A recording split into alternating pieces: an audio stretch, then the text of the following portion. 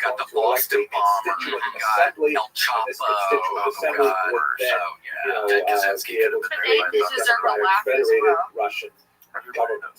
Kerensky Everybody was deserves widely to laugh. admired by the That's Jewish an equal population right. because That's a one of the human very and first inalienable acts right. in his role as the leader of his provisional government is he abolished the hated Pale settlement. Here you can see a map of the Pale settlement from the Encyclopedia Judaica.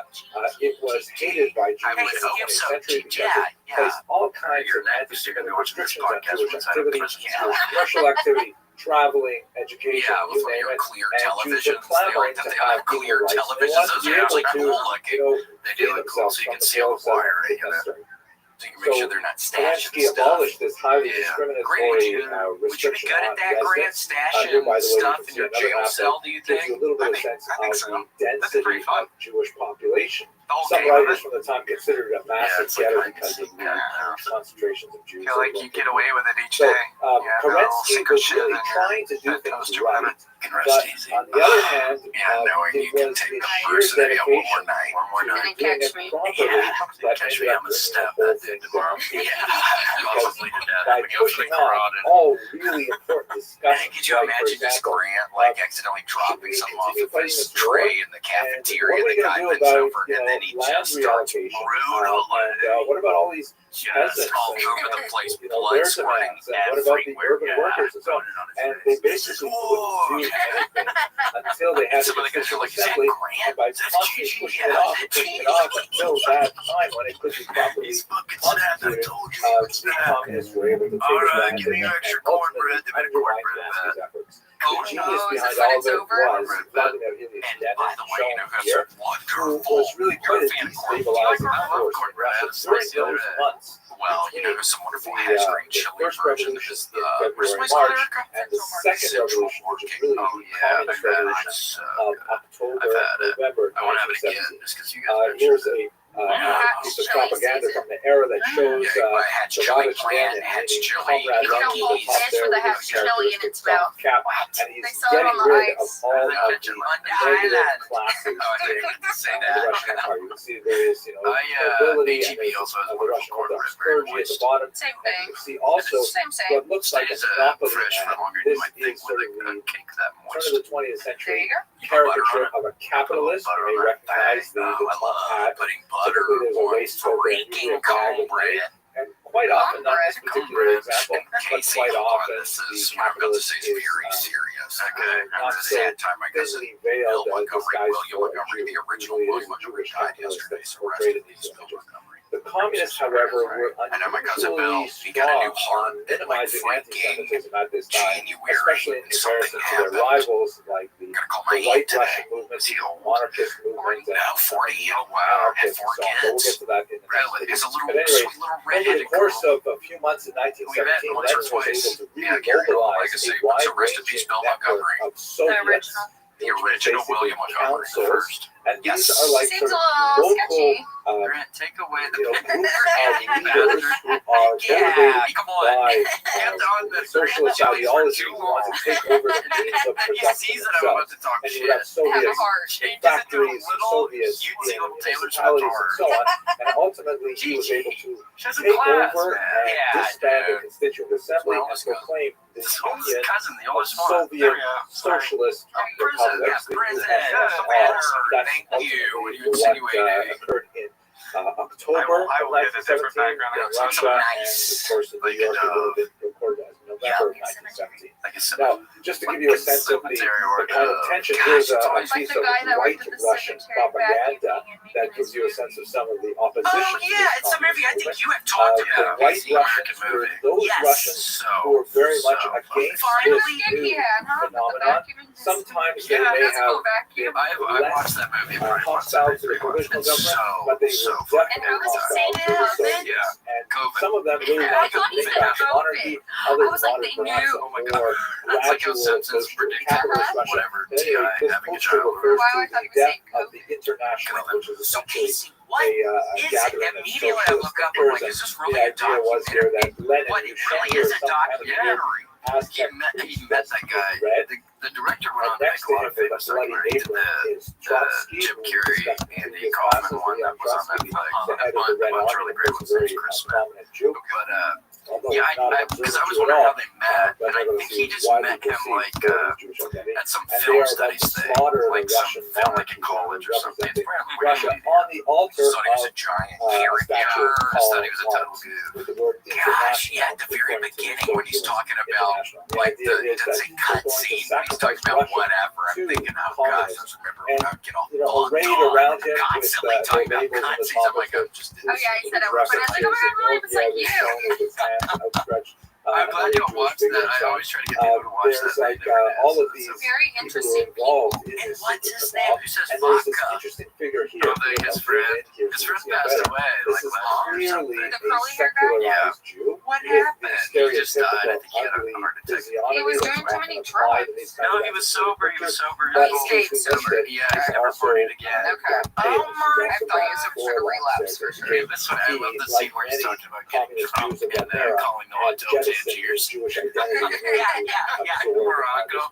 I'm drunk, man. Fucking Morocco. He's holding onto a bag, which That's the way you we live. can see. He didn't move his mouth very much when he smoked. I'm not positive, but I think what this is referring to is the Very 30 fun. So funny. pieces. And he's talking about what was the one movie where there's like three of them that he's talking about? He's like, yeah, we just got a bottle of vodka and we drove to the cemetery. We made this movie, and it just shows them like one scene of somebody getting cut stupid or something in a bottle smashing. And that's, In the it's so fall funny. That guy of is a trip, man. 1917, I wonder if the Russian Empire, that main guy ended up, did he ever end up doing anything with the movie stuff, or that was like his main thing? The main thing is the documentary, but he's been in some movies. Like that became a cult classic, so he has a lot of like cameos. I thought he was like going to be the next Kevin Smith or something. Because he's not a bad director. You actually watch the footage, and some of it is like at the end, like you see some of the movie, and it looks pretty. Totally fine. Yeah.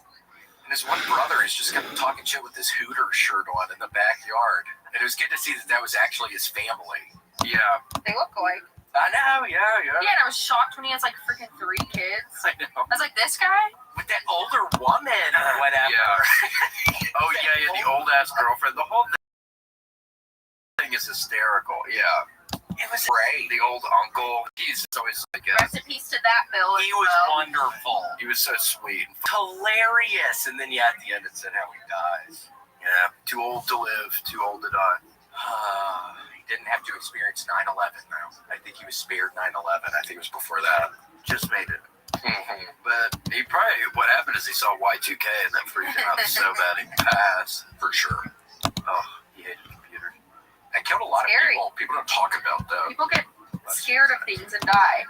Yes, they do. Scared you to death. There was a huge 1994 earthquake in California, and my granny's longtime neighbor down the street in Reseda, her husband died because he was too afraid of thinking about the earthquake happening again.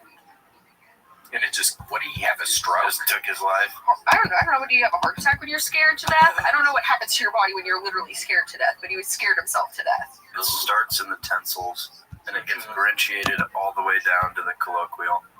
And then you feel it probably at the very end, you know something's wrong. You know something's wrong until you go completely into shock. And then everything goes black, and then maybe it's like All Dogs Go to Heaven, where you're going to blast it up into heaven with clouds and the big sleep. The big computer in the sky. Well, it's scary. That's scary. Do you ever think about that, Casey? That, maybe when we die, maybe that's just nothing. But what do you do with that knowledge? I guess you can't think about it too much, because what do you even do with that knowledge? Live to the fullest. That's all you can do is love like there's no tomorrow. That's why I have such a big heart. Live that love. It's like a medical problem, though. Yeah. It's big heart. It's what makes me who I am, but it's also what's inevitably going to be. They call it Grinch heart. That's where you do something really nice and your heart grows 7 sizes, and unfortunately it's lethal. So. Yeah, it breaks the thing when they put the little glass thing to see how big your heart is. Sir, your little thermometer is broken. No. How much time? Oh, there it is. There's a contraption. Look at that thing. That's a Grinch. That's a... Look at that thing. Could you imagine Casey walking in the forest or something and that thing walking up on your ass? Bro, the Grinch, I would fucking break leather on his ass. Shoot the Grinch on sight. Yeah, because you don't know what he's planning. 1,000%. And he's got the liver eyes. You know he's a heavy drinker. He's got the yellow eyes. Oh yeah. Those weird fingernails, weird shoes he wears. Dude, if I ever saw the Grinch in person, God, it's on sight. Especially if he's smiling. Oh gosh, that just reminded me of something. Oh, wee. What'd you type in to get that one? ScaryGrinch.com. Yeah, just ScaryGrinch.com. But then you said smiling, so maybe I should look for a smiling one. Yeah, I'd prefer if I wasn't looking at that, if that's okay with you. Yeah, thanks, Grant. We were talking about Bill earlier, and you do all the prison and heart, and now you're laughing. No. I wasn't kidding about it. I wasn't kidding. I'm very sorry. You really passed. Well, thank you, Grant. And no one knows where the Grinch was the day he died. Yes, that's the problem. That is the issue. He might have been at the hospital in Utah. Wait, did they have the body? Huh? What? Does who have the body? Grinchy. Does Grinch have my cousin, honey? Oh, I thought you were talking about the Grinch's body. Huh? What are you talking about, Bill's body? No, they know where his is. What do you mean they know where his is? Please. Who? Oh, we're talking Grinch. I don't know where his body. Oh my God. Sexy Grinch. How'd you get there? Hey. You're going to leave that up for the duration of the podcast, please. And thank you. And thank you. The Grinch, dude, he will steal your body in a hair's moment. I couldn't even think about. Oh, is your head covered in the pink? Bring a shaft down there we're missing. He looks kind of Asian. It's kind of hot. Whoa, Asian Grinch. Love thinking about that. The little bucktooth person. I know, it's so cute. Sweet little. Yeah, I don't know about that. That kind of puts a weird air onto it. Yeah, Grant, maybe don't keep this one up above my head the whole time, please. But leave sexy Grinch. And then she's like licking the mistletoe. Yes. Some lizard tongue. Yeah. Something weird. I could fix her. Damn right you could. 1,000%. Mean Grinch. What do you think, week or two? Week or two. Yeah. She's singing fucking Whistling Dixie. Yup. In the fucking bathroom. Just fucking whistling. Oh, yeah. Yeah. She's going to be doing her hair. Babe, what are you thinking about for dinner? Like, she's total 180. Yeah. God. Well, that's what happens. I mean, you have to be careful if you're living a life like that. You have to. Ooh, little cleave. Scared of her bed. Yeah. Oof. Oh. Excuse me. Excuse me. What did it smell like? Excuse me. Shrinking. Yeah, I'm getting smaller. I was hiccuping and growing last night. Now I'm burping and shrinking. Nice, back to normal. Yeah. Oh my god. Yeah, sometimes when I would take Xanax bars, I would get the hiccups for like 6 or 7 hours. I would just have the hiccups all day. It does something to your diaphragm. I wonder why that. I kind of remember that now that you say that. You're so barred out, you don't even remember why you're hiccuping. As if there was a purpose to begin with. God's way of telling you you're having fun. Did you ever do that kind of stuff, Grant? With hiccuping? No, with Xanax. Oh, with Xanax. Did you ever experiment recreationally? Have you ever tried it ever? I have not. Man, you gotta get barred out sometime. Yeah. Just take one night and have your wife there and she'll take care of you. Take one and go to a massage You parlor. gotta drink on them. Yeah, massage parlor? Is that Yeah, you can let them go as hard as you want because it doesn't hurt. Okay.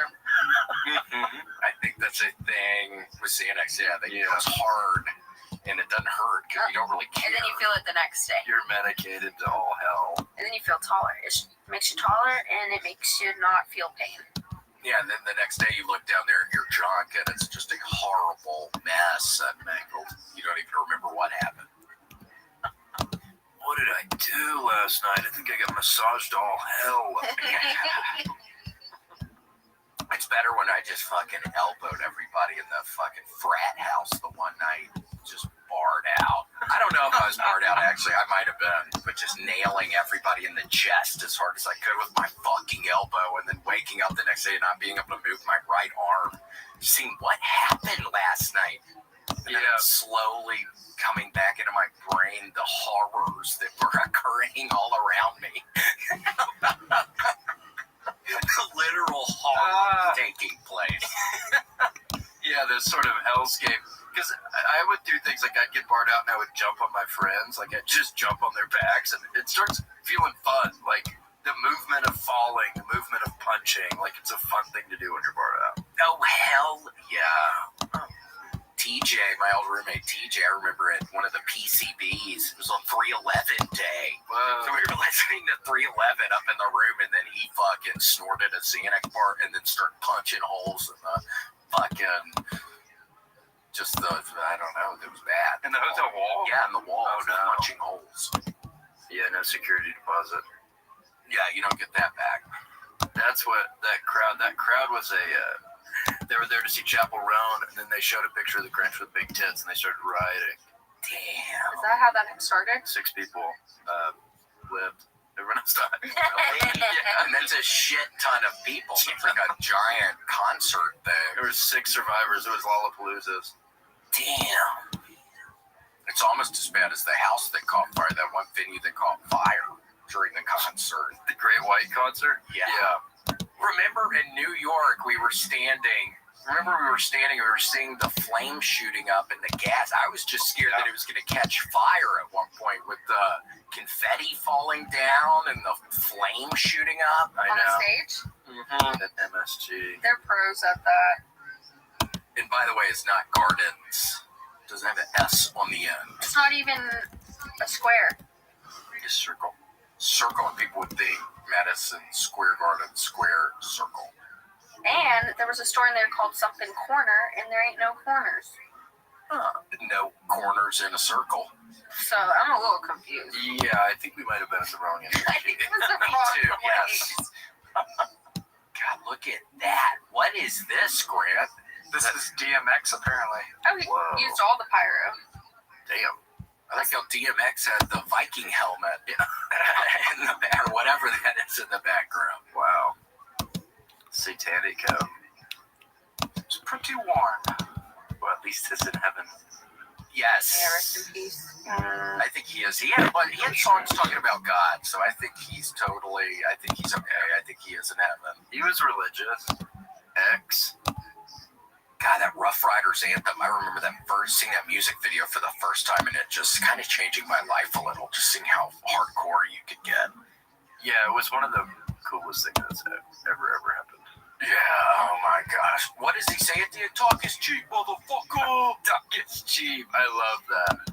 Yeah, I've been listening to a lot of Rio, the young OG, who I think should be out of prison by now. You know Rio? No, I'll look him up. He's a Flint rapper, and he raps all about perks and drinking lean. He's the best. What's his name? Rio what? Rio the Young OG. Okay. But he's in prison on gun charges. I think he's still in prison. But he's got like 5 songs that are absolute maniacal. Oh, that's wonderful. You can look it up. So he's in the slammer like YNW Melly. Yeah. When's his ass get? When is YNW Melly getting out? Wait a second. That's Rio. Free Rio. This is my prison concert. It's to benefit Rio. I'm freeing Rio. You're coming up with it. You're coming up with it now. This is a good idea. Riffs for Rio. Where's he at? Huntsville. Okay. I don't know. Okay. Huntsville. If you happen to know him, please let him know Casey is on this. If you happen to be a friend, I'm on the way. Yes. Let him notice. Be strong. It's not going to be that much longer anymore. 2 months max just to kind of get the merch all set up. Yes. Make sure it's profitable for me. Yeah, it's got to be at least a little bit profitable for you. It's got to be. If you're putting this on for Rio, you got it. Something. I got to get a couple bands in my pocket. And I think Rio would be happy to do that. I think Rio would be totally fine with that. I think he would too. I think Rio, he respects the game, and we're two like-minded people. 1000%. God, I hope I don't have to go to prison someday. Unless you're performing. Unless I'm performing. Unless if you're performing. Yeah, I mean, I had to stop, Casey. I used to love watching Lock Up Extended Stay. They used to love that. They need to get nightmares. And then I started getting nightmares, and I had to stop. Because I swear I felt like a big hypocrite, because growing up, everybody's like, oh, yeah, I can't watch a scary movie, I'll get nightmares. And I always thought to myself, you're a fucking idiot. What are you talking about? Even as a little boy, I was thinking, you're an idiot. And then it happened to me. So I had to eat my words. I apologize to anybody who I talked down to or in my past about that, saying you're an idiot, that you're watching scary movies and you can't do it because of the nightmares. I can't watch extended stay lockup anymore. Because you would have nightmares that you're in prison. I was in prison, and they were super vivid dreams. And not that maybe a riot or two happened in a couple, but sometimes it was just like I was in my jail cell. And like nothing's going on. Like it was the worst kind of nightmare for me. Oh my God. I'm not comfortable thinking about that. Wow. Yeah, what do you do? I mean, what do you think? I mean, I'd be scared. You always hear you're supposed to go in there and hit somebody or something. I don't know if I could do that. I'd be afraid of the repercussions. What if I punch the wrong guy? Yeah. What if I punch the man who would have grown up to be my best friend? Exactly, and that's what you really can't be thinking about, though, because that would be horrible. You got to swing. You can't do these sort of rundowns in your mind. Extended stays for people who are staying for long times in jail, obviously. Yes. We're talking murder charges. We're talking wire fraud. We're talking just all During kinds of extended stay? stuff. Extended stay. It's not all violent. And they also have little kitchenettes in there. It's like a Apartment? like a Hampton Inn extended stay hotels. I love the little kitchenettes. Little burner in the room A little mini scrub daddy for the gravy. I just love a little scrub dally. for your little sink. Scrub dally. No, actually, these are not. But I saw. Remember that guy who horribly killed all those people in freaking Iceland or where the hell was that? Reacted like the police officer. Oh, Anders Breivik. Yeah. I swear I saw pictures of where he stays in jail over there, and it's like multiple rooms, like TV. They have really, really nice prisons in like Sweden, like Scandinavian places have really nice prisons. Oh my God. Norway. Yeah.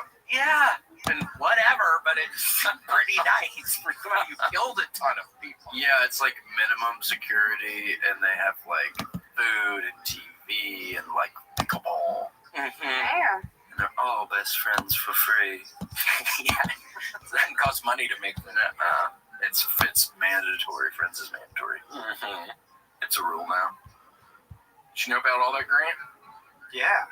I don't believe it. No, I didn't. Sorry. Right.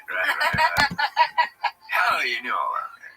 Yeah, I mean, I knew about these fancy prisons. oh, okay. Have you ever been to prison or jail? No. Have you been to Alcatraz? Yes. Oh. I know. See, how long were you at Alcatraz? 4 nights. Hey, honey, I'm gonna go stay at the Rock for a little while. A little extended stay. Called it the Rock. Grant, come home. The kids miss you. I'm pretending to be Al Capone. Yeah, I want to watch The Rock again. I saw that on, I think, Amazon Prime. That's a classic. It is a classic. What are those balls he does? I just remember Sean Connery has like these weird looking balls and something. Am I remembering that I don't correctly? know. He's got weird looking balls. He has weird balls. There's the balls. There they are. This isn't The Rock. That's all I remember. Like VX gas or something. It's what he made it in a lab. I guess I don't remember what The Rock is about. Neither do I. Oh, it's so good. Ooh. He made like a special hobgoblin potion. It's Grinch green. Those are buzz balls. Same aesthetic between all the pictures right Uh-huh. I love it. Those are buzz balls. Green apple buzz balls. He invented the buzz ball. Yes. And they locked him away for it. This is what happens to all great innovators. I know. It's horrible. Like when they changed the formula in Four Loko. Those dudes are doing fucking 20 at Florence Supermax right now. Extended stay. Gosh, they're in Abu grade. Just getting waterboarded next to the Silk Road guy. Right next to that freaking dude. God, I took him to a black site. Fucking Tim Abu graded his ass. Grant, if the government ever came to you and said, we need a new interrogator at one of our black sites, we like what you do, we've been following you a while, we watch what you do, we like who you are. We like the Davis Deb. Yes. Would you be willing to do the Davis Deb on prisoner in a black site? What would you say? 100%. I'm on it. Yeah. They came to me. Yeah, they're That's coming. torturous. They know my run. Okay. Yeah, your reputation precedes you as one of the foremost sinister dudes in showbiz. It was on one of Casey's lists. Yeah. Top four most sinister Davis Debs.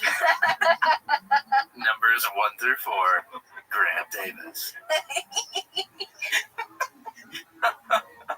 Oh, I pulled like a chest muscle from laughing. Be careful, dude. I have some weird issue in my back right now. Yeah. Ugh. And if I hadn't felt this before, I would think I was dying. It happened the other day, but I felt it before. It's like a pulled muscle in my rib cage. Oh, no. Yeah, I have one right here, right where the heart starts and ends. Oh, no. Because then I can start thinking, oh, my God, is that my heart? Or is that like a muscle by my heart, like on the outside? Yeah, no, it's hard to say.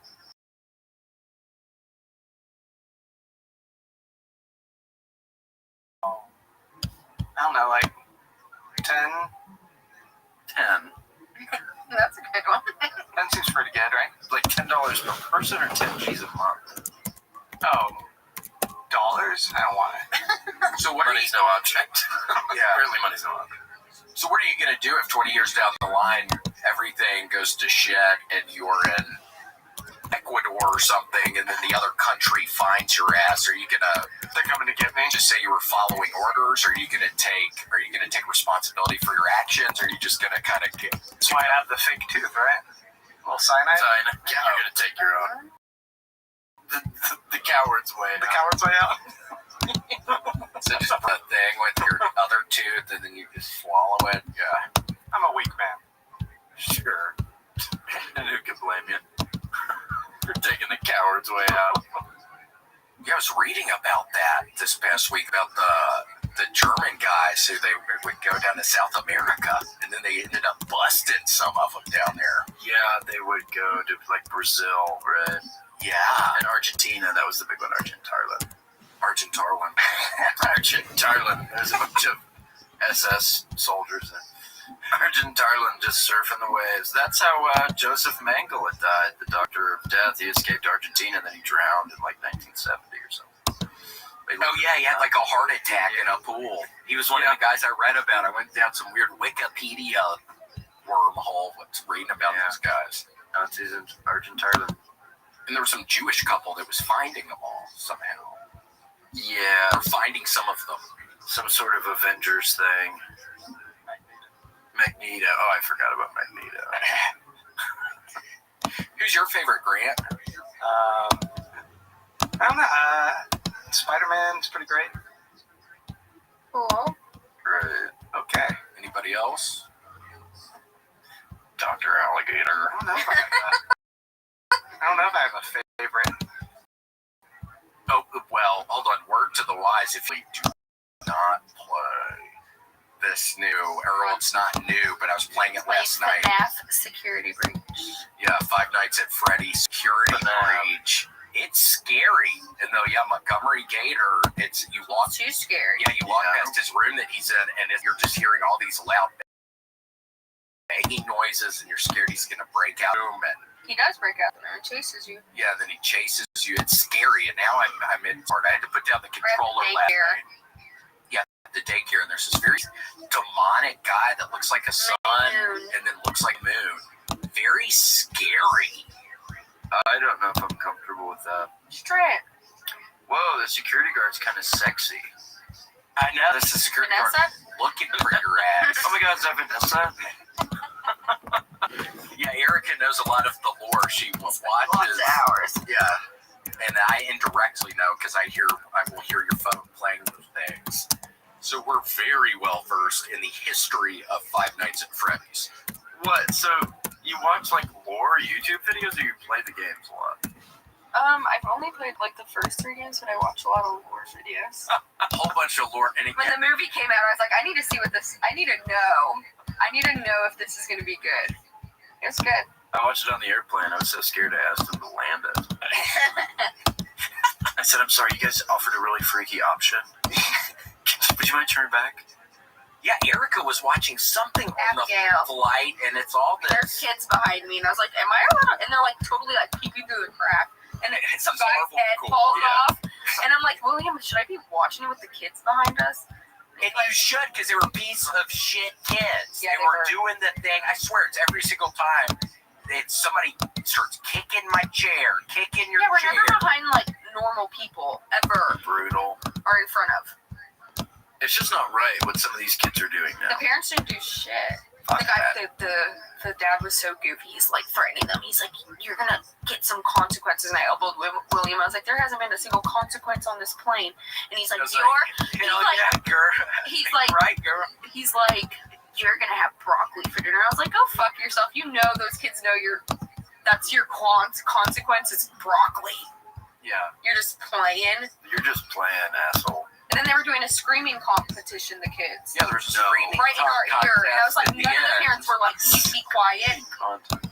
But you can't take things into your own hands. I swear, Casey, I almost made a horrible mistake at the post office the other day. I'm standing in line at the post office, and the man in front of me, he's shipping out these books. And he has the worst body odor not the worst I've ever smelled, but it was horrible. Right? It was horrible. And then he's leaving, and I almost stopped him and said, I love your smell. What is that, Old Spice? But I stopped myself, and then I got like high last night, and I was rethinking about it, and I was like, you made the right decision. For sure, you shouldn't stop. Oh my God, I love that smell. Is that a little piece of poop? You have a little piece of poop? Why did I even think that, Casey? That's not good. That thought I almost said that to that man. That's sickening, Casey, on my part. That's horrible. Yeah, man, you gotta take a long look at yourself. That's you in the post office about to pop shit. Yeah. Blew off. I was running it through my head so I'd really get it good when I said it to him. I kept on redoing it in my head exactly how I would say it to him so I could really get it. Was he a younger guy? No, it's an older guy. Older people just stink. They all like have poop around them. Mothballs and pneumonia. Yeah, pneumonia and poop. Pneumonia. The Big Island. I know. Pneumonia. Yeah, that's actually kind of one that I can kind of say in the Jamaican accent because that's a real struggle of mine. Shadows. Yeah, that's something that Damien Jr. Gong Marley would have loved. It was pneumonia. What was this? Welcome to Jam Rock. Yeah, that was big one. Yeah. That was a fun song. It was a great song. I love Junior Gong. Yeah, he was great. And his dad died. I know. Don't some people say that the CIA got something in his foot? Yeah, they gave him a little bit of foot cancer. But I think you just can't get that, right? Well, he could have got it operated on, but he chose not to because he's Rastafari and ended up killing him. Yeah. What was that? What was being Rastafari? They just don't do the medical. I think there's something with medicine. Yeah, they don't want to use medicine. Oh, Rastafari. But that was why Matthew Perry passed as well. Because he was Rasta. And part of the curing it with ketamine. Yes. It was a natural treatment for addiction, and it ended up killing him. It's sad. If people don't know that, people should be talking about that more, about how all the Friends cast, I think, they're all Rastafari. And it's like people need to get into the know because it literally killed Matthew. It could happen. Yeah. I mean, who's next? Aniston, God forbid, but I mean, who's next? I mean, she's huge into it. She has a house in Jamaica. Yeah. Like, people don't know that. Kingston. Yeah. Yeah, Kingston Town. Wait, that wasn't good. That wasn't a good one. Yeah. And she only drinks Red Stripe. She's the coolest. I mean, she's a smart water. Red Stripe. What happened to those commercials? They're pretty funny. Remember that one guy who say Red Stripe? Australian forbid. No. Jamaican forbid. I can't. It's beer. Hooray, beer. Oh my gosh. Okay, King. Yeah. Okay, King. Popeye. What's your Popeye looking ass? Yeah. Grant with his damn Popeye looking ass. yes, man, that guy was good at that. he was great. He was before who was the guy doing the most interesting man in the world? I think he predated the most interesting man in the world. He was the Budweiser guy. frogs. Yeah. Yeah. What happened to those frogs? Passed away. Frogs only live 6 or 7 months. Yeah, I mean, I think they had multiple frogs Isn't throughout the filming. Yeah, because production takes about that long. It does. Production for the average commercial takes about 2 years. 1,000%. And a lot of the times you see a smush frog, and it's because they try to cross the street or something. They're not fast enough. So probably a lot of those got hit by cars or fell in drains that they could get out of. Yeah, a lot of the frogs ended up in wells, swimming pools, and then you end up in the thing on the side, and it's a death trap for a frog. The little gutter, little basket, yeah, the little filter, yeah, the filter so many frogs die that way every day. That's sad. And there they are. That's when they were happy. Grant, is there a package they can open together? Oh yeah, let me grab it. Here, bring us a gift. It's a little gifty gift. Grant, weren't even gonna tell us. That's an interesting choice. That's funny. He's stealing it for Christmas. He was gonna gift it for you guys. Wow. Well, that's kind of I get it. Okay. I think that is from the Gaming Crooner. Oh my gosh. Oh my gosh. Cracker Barrel. I opened that first. Or last. Oh no. Here, what are we doing? Guys' hand inside at the same time. 1, 2. Wait, don't put your hand. Stick your hand in. 3. Oh my god. Oh, you got the dragon, I got the shark. Grant, these are the coolest. Grant, you're fucking with us, dude. Yeah. That is so cool. Ew. What? A little keys? Oh my god, it's got a little stinker on it. So. What do they smell? Slippery. Slippery. Grant, you're Those are so effing cool. with us, man. I hadn't been to a Cracker Barrel in a while, so I didn't even know they had things like that. Kid, let me see if I can blow this motherfucker.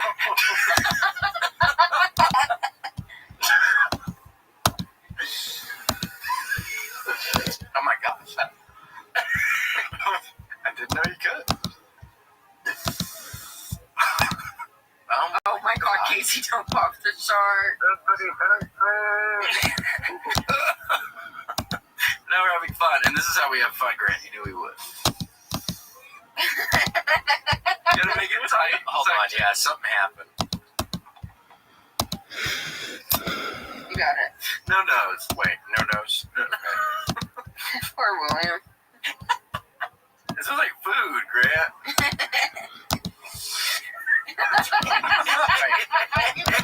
A little. That was good. Well, Grant, this is too much. Man.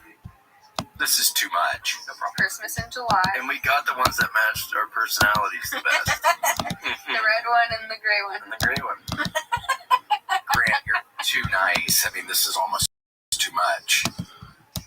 I mean, my pleasure. Almost too. What did you? Yep. By the way, what'd you get at Cracker Barrel? You didn't get pancakes? Panty cakes? No. I haven't been there in a while. I got excited because I never see chicken dumplings anywhere else. Okay, fair enough. Sure. And they're good.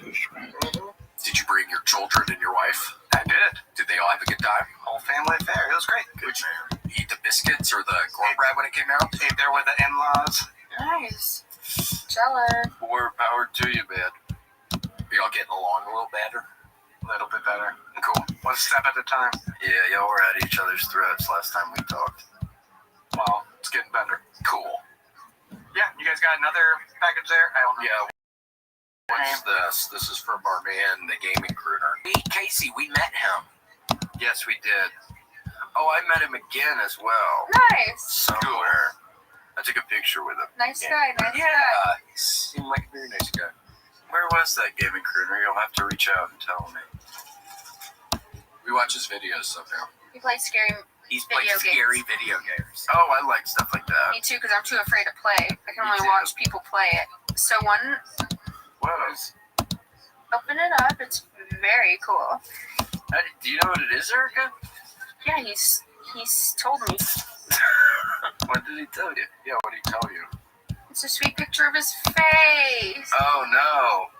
When the imposter is imposter is sus. Gaming crooner. And that's what he looks like if everyone's wondering. Yeah, this is, if anybody wants to know what the gaming crooner looks like. This is actually a pretty good picture of him, I think. Okay, so I think this one is yours. This is a little bit larger. Okay. Just because you're a little bit taller. Love it. Gaming crooner, you're too much, man. So nice of you, dude. Thanks for thinking of us. Yeah, I can make it look like we're the gaming crooner, kind of, or no? Yeah, you look just like him. Is it positioned on my face? Okay. Slide down. There you go. Perfect. To get on mine. Say cheese. Do a thumbs up. Cheese. There you go. Oh, it's perfect. Oh, I'm getting hot in here. Yeah. Oh, it's getting hot again in Texas, and I'm getting hot in this thing right now. I felt like I was in Abu Ghraib. Grant, it would be so cool to watch you in action teaching the other interrogator CIA guys how to do the Davis dip on people. And I picture that where you like have them tied up in a chair, like hanging upside down with like a thing of water. Or a tub of water, and you literally dip them down. They're like that's real loud so they can hear it.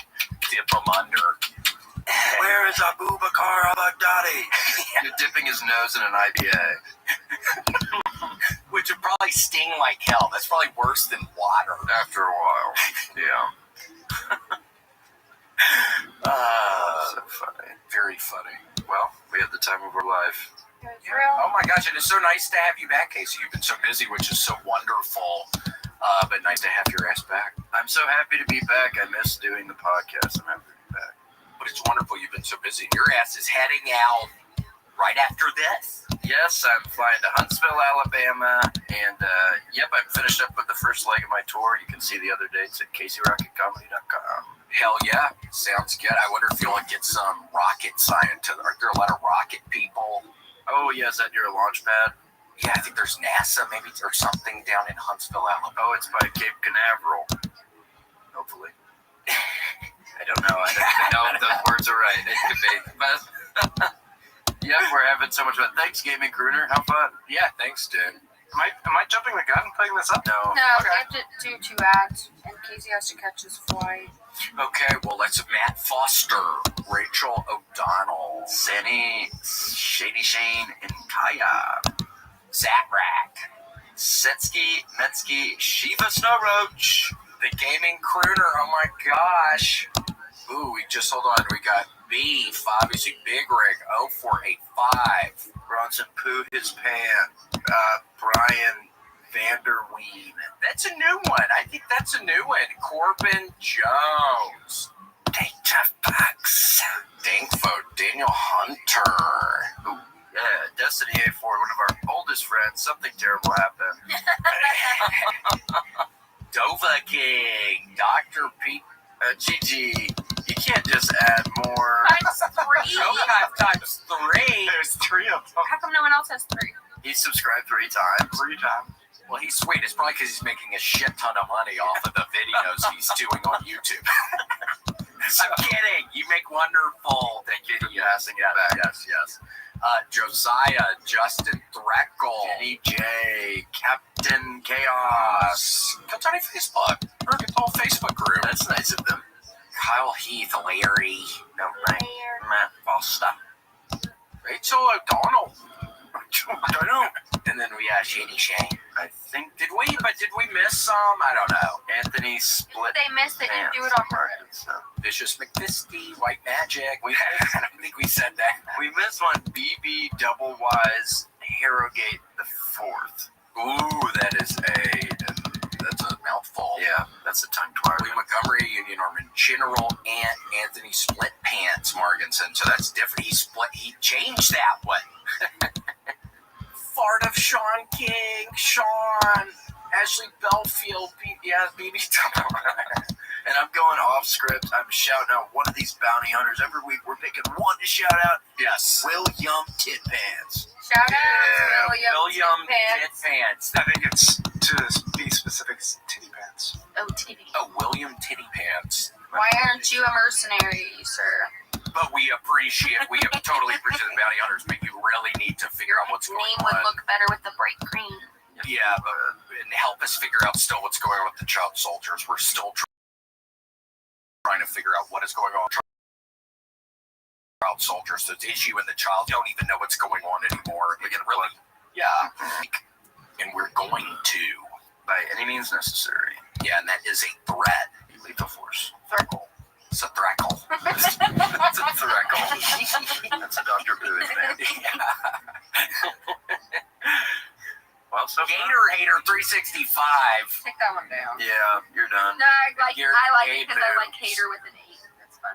All right, we're leaving it. Yeah, Hater's fun. Bye. Bye. Thank y'all. Thanks for joining us for this week's episode of The William Montgomery Show. Send your questions, artwork, and manifestos to the William Montgomery Show at gmail.com. And make sure to leave William a voicemail at 737-471-1098. Never miss an episode of The William Montgomery Show by subscribing to the William Montgomery Show channel on YouTube and anywhere podcasts are sold. And make sure to show your support for the show and join our scrappy crew of child soldiers, bounty hunters, and mercenaries at patreon.com/The William Montgomery Show.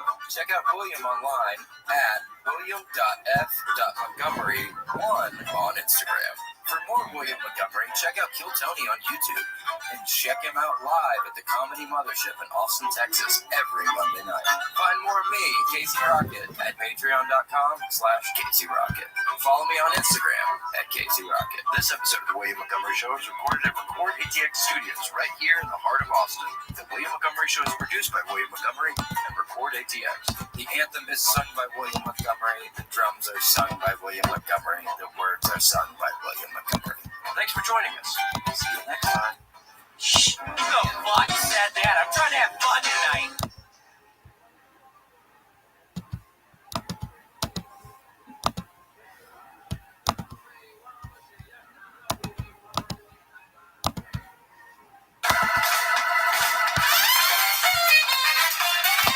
Recorded live in Austin, Texas, USA. It's the William Montgomery Show. Starring William Montgomery and the devious Casey Rocket. With the Tony Chin Orchestra. The William Montgomery Jr. Dancers. As always, William is joined by the lovely Erica. I'm Casey Rocket. And now here he is.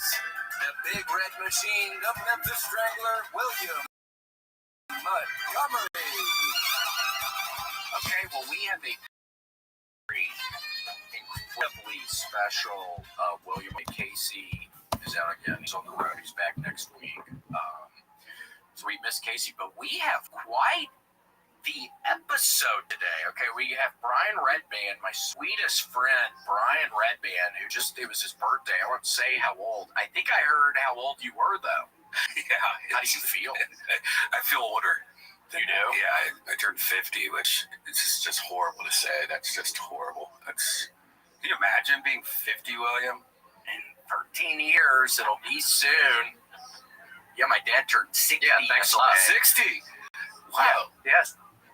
Oh, 68. My mother said 68. So he's got about 18 years on you. But you and Obama, and I figured out, I did a little research yesterday. Y'all know who else shares y'all's birthday is the guy, remember the movie Revenge of the Nerds? Yeah.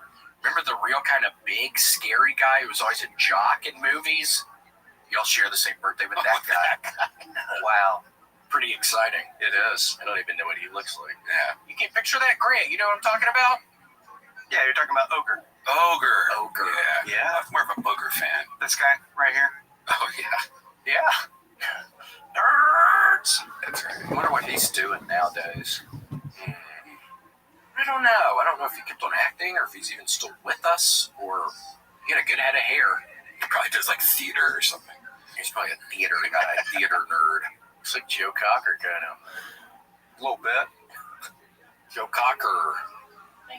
A.K. Booger. No, not Booger. And also we have my brother, Selden, who's been on the show before. Selden, thank you so much for coming. And my Papa Larry is here today. Thank you. His birthday also was yesterday. And Mama is right off of screen. She refuses to be on the screen today. She can't hear us. She doesn't have her headphones on. Yeah, you can't really hear what we're saying. Because you don't have your headphones on, so you can't really hear us. No, you're sitting right here. You can hear us. But yeah, thank you so much for being on the show today. And Ripping, you missed it last night, or it's been the past 3 nights I paid for my parents. I don't want to toot my own horn on here, but it was the first time in my life I paid for dinner. Oh, wow. Yes. Things are looking up now. Wow, like Denny's or what are we talking about? Yeah. We went to some wonderful place. Right when we pull in, Red Band, there's a peacock blocking the road. Really? What's that place called? Hattie's. Hattie's. Oh, okay. Have you ever been there? Yeah, but the peacock, is there peacocks in Texas? Wow. Peacock on the lawn. Very good. Yeah, in that old house. So you've been there. I know what it is. I haven't been there, but I know what it is. It was very good. And that Italian place. What is the Italian place? Italian place. Super loud in there. Quattro Gatti's. There? I've not heard of that. It's really good. Right for by Right around the corner from... Yeah, it's kind of close. It's like 200 feet from the Capitol building. Oh, okay. That's fine. Right by me then. Yeah. It's very good. And then Perola's last night. You've been to Perola's, haven't you? No, I haven't heard of this. What do you do, Red? Gosh, yeah. I don't know. What am I doing? You like seafood, don't you? I do. Oh, you got to go to Perola's. Okay. Oh, it's wonderful. What did you have there? What kind of seafood? I just had fish and chips last night. It was good. Tell your salad. It was a wonderful salad, a wedge salad, but this wedge salad did not have the blue cheese on it. Had Thousand Island and a bunch of crab meat. Whoa, it's good. It was wonderful. Yeah, do you like blue cheese? I love blue cheese. You do? Blue cheese. I can't eat the stuff. Why? I can't eat the stuff. They found out it didn't have blue cheese and he got it immediately. Yeah, I immediately got it. You can do that at any place. But not a wedge salad, you just say, I don't want blue cheese, can I have ranch on it or something? Maybe I could, because I love a good wedge salad. It's like the crunchy lettuce, and you got the good stuff on top. Yeah, maybe I'll do that next time. Ranch on there. Mom always said I wasn't allowed to do different stuff change the menu up too much when we would ever go eat out. What? Yeah, never allowed to change up the menu.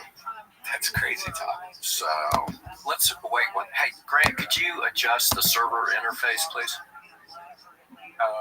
Okay. Thank you. I just made that up.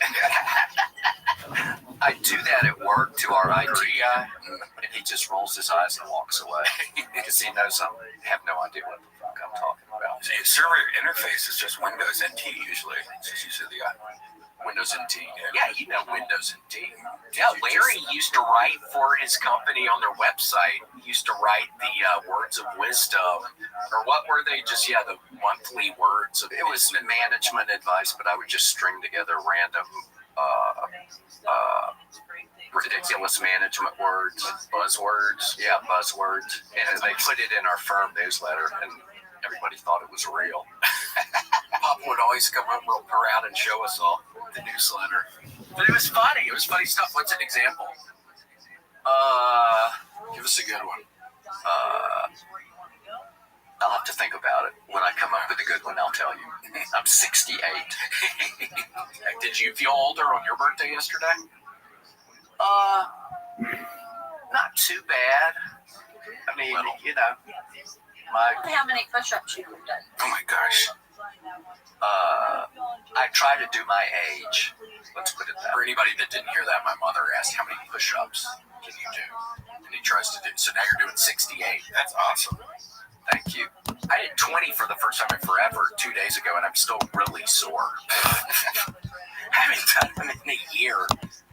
But if you think about that, having that being your sole goal in life is sort of sad. It's depressing.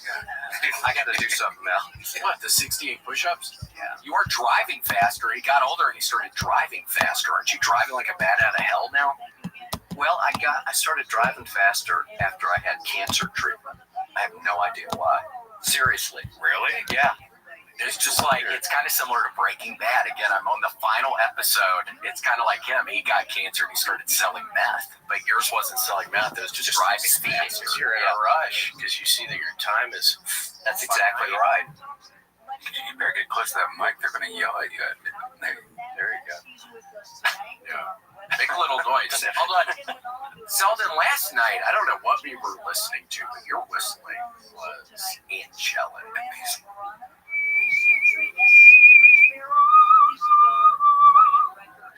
It sounds like one of those big saw blades that people do the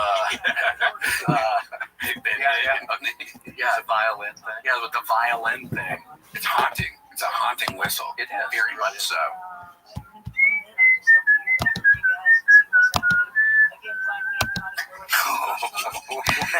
It's so funny. He'll do that. He'll do that. By the way, like we'll be at a bar and you'll just hear this like haunting whistle, and you're like, you just see him in the corner.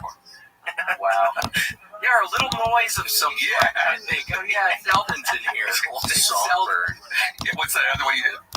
Or some. Oh yeah, that too.